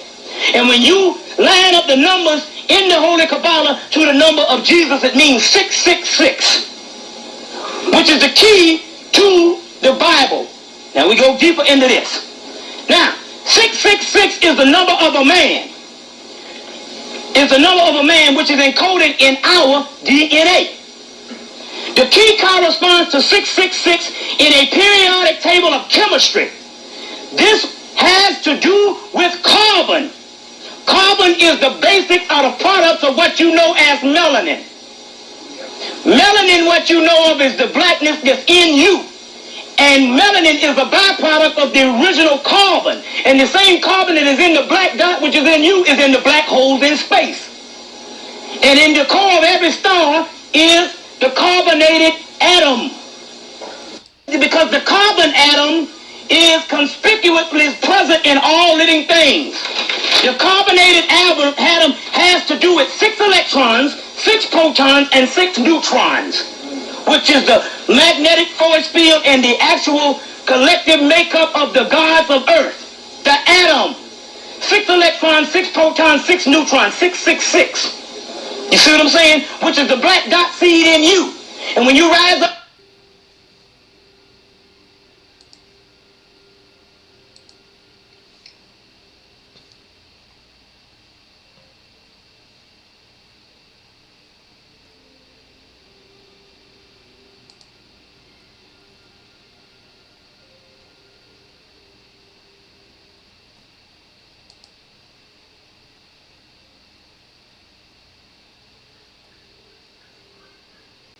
oh, bear with me for a second, family. Just 1 second.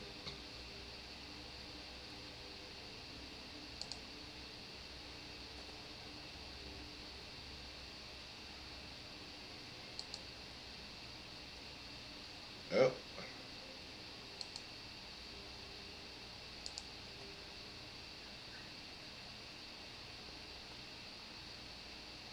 Give me a second. Okay. All right, welcome back. Today's lecture is going to be about the number 666 as it occurs in the Bible. It's the number of the beast, which I'm going to show you that it means melanin is the beast, and man, which means male and female. All right, so I'm going to start off by reading from Revelations chapter 3, verse 18. Here is wisdom. Let him that have understanding count the number of the beast, for it is the number of man, and his number is 666. Alright, so here's the understanding. First, let's deal with man. So man means human, which is like the word Adam means male and female. So all humans are referred to as carbon-based life forms. In fact, without carbon, biological molecules would not be able to bond, and the body would be a formless heap of loose atoms. Carbon comes from the Latin word carbo, meaning coal or charcoal. It is present in all known physical life forms. Carbon-12 accounts for 98.89% of all carbon. Why do I bring up carbon-12? Because the number 12 is its mass number. And that means it has 6 protons, 6 neutrons, 6 electrons. So now you have the number of man.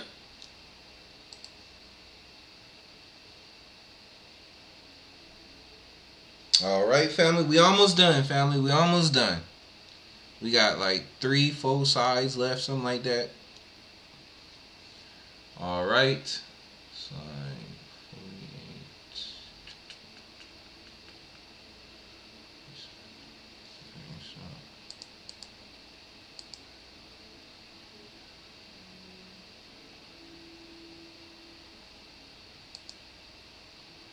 Okay.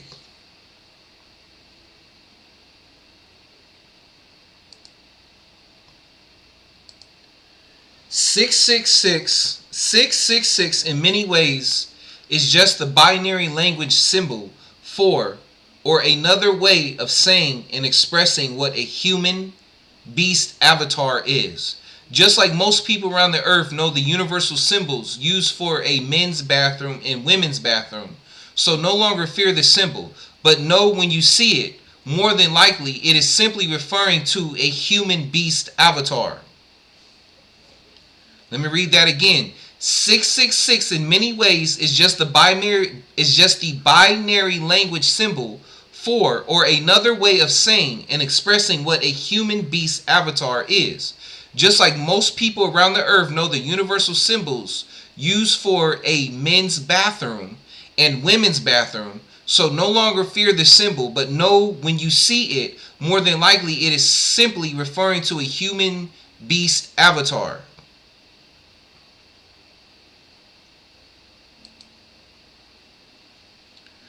Alright, give me a second.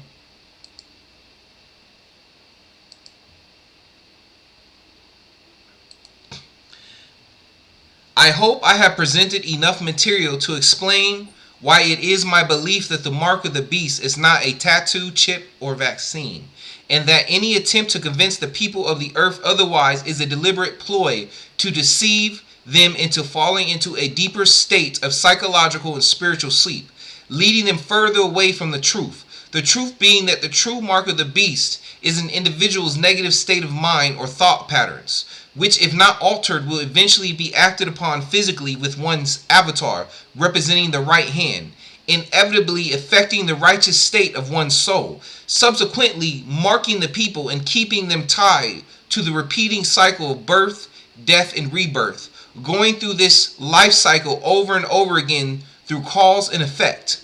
Now, by the grace of the universal Most High Creator, the marked are not doomed to eternally go through this hellish cycle of reincarnation.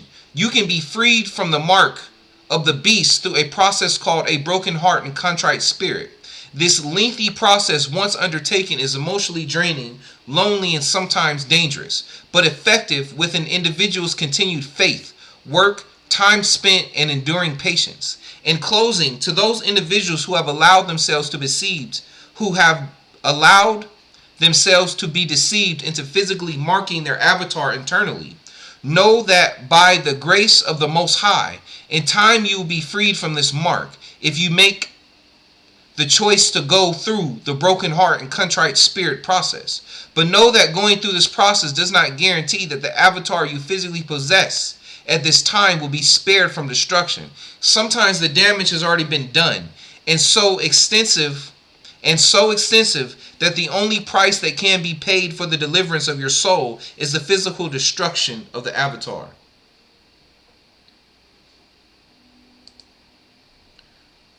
Do not be afraid of those who kill the body but cannot kill the soul. Rather, be afraid of the one who can destroy both soul and body in hell. Matthew chapter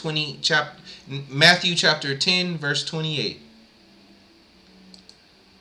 Alright, family. 3 hours later, we finally finished that teaching.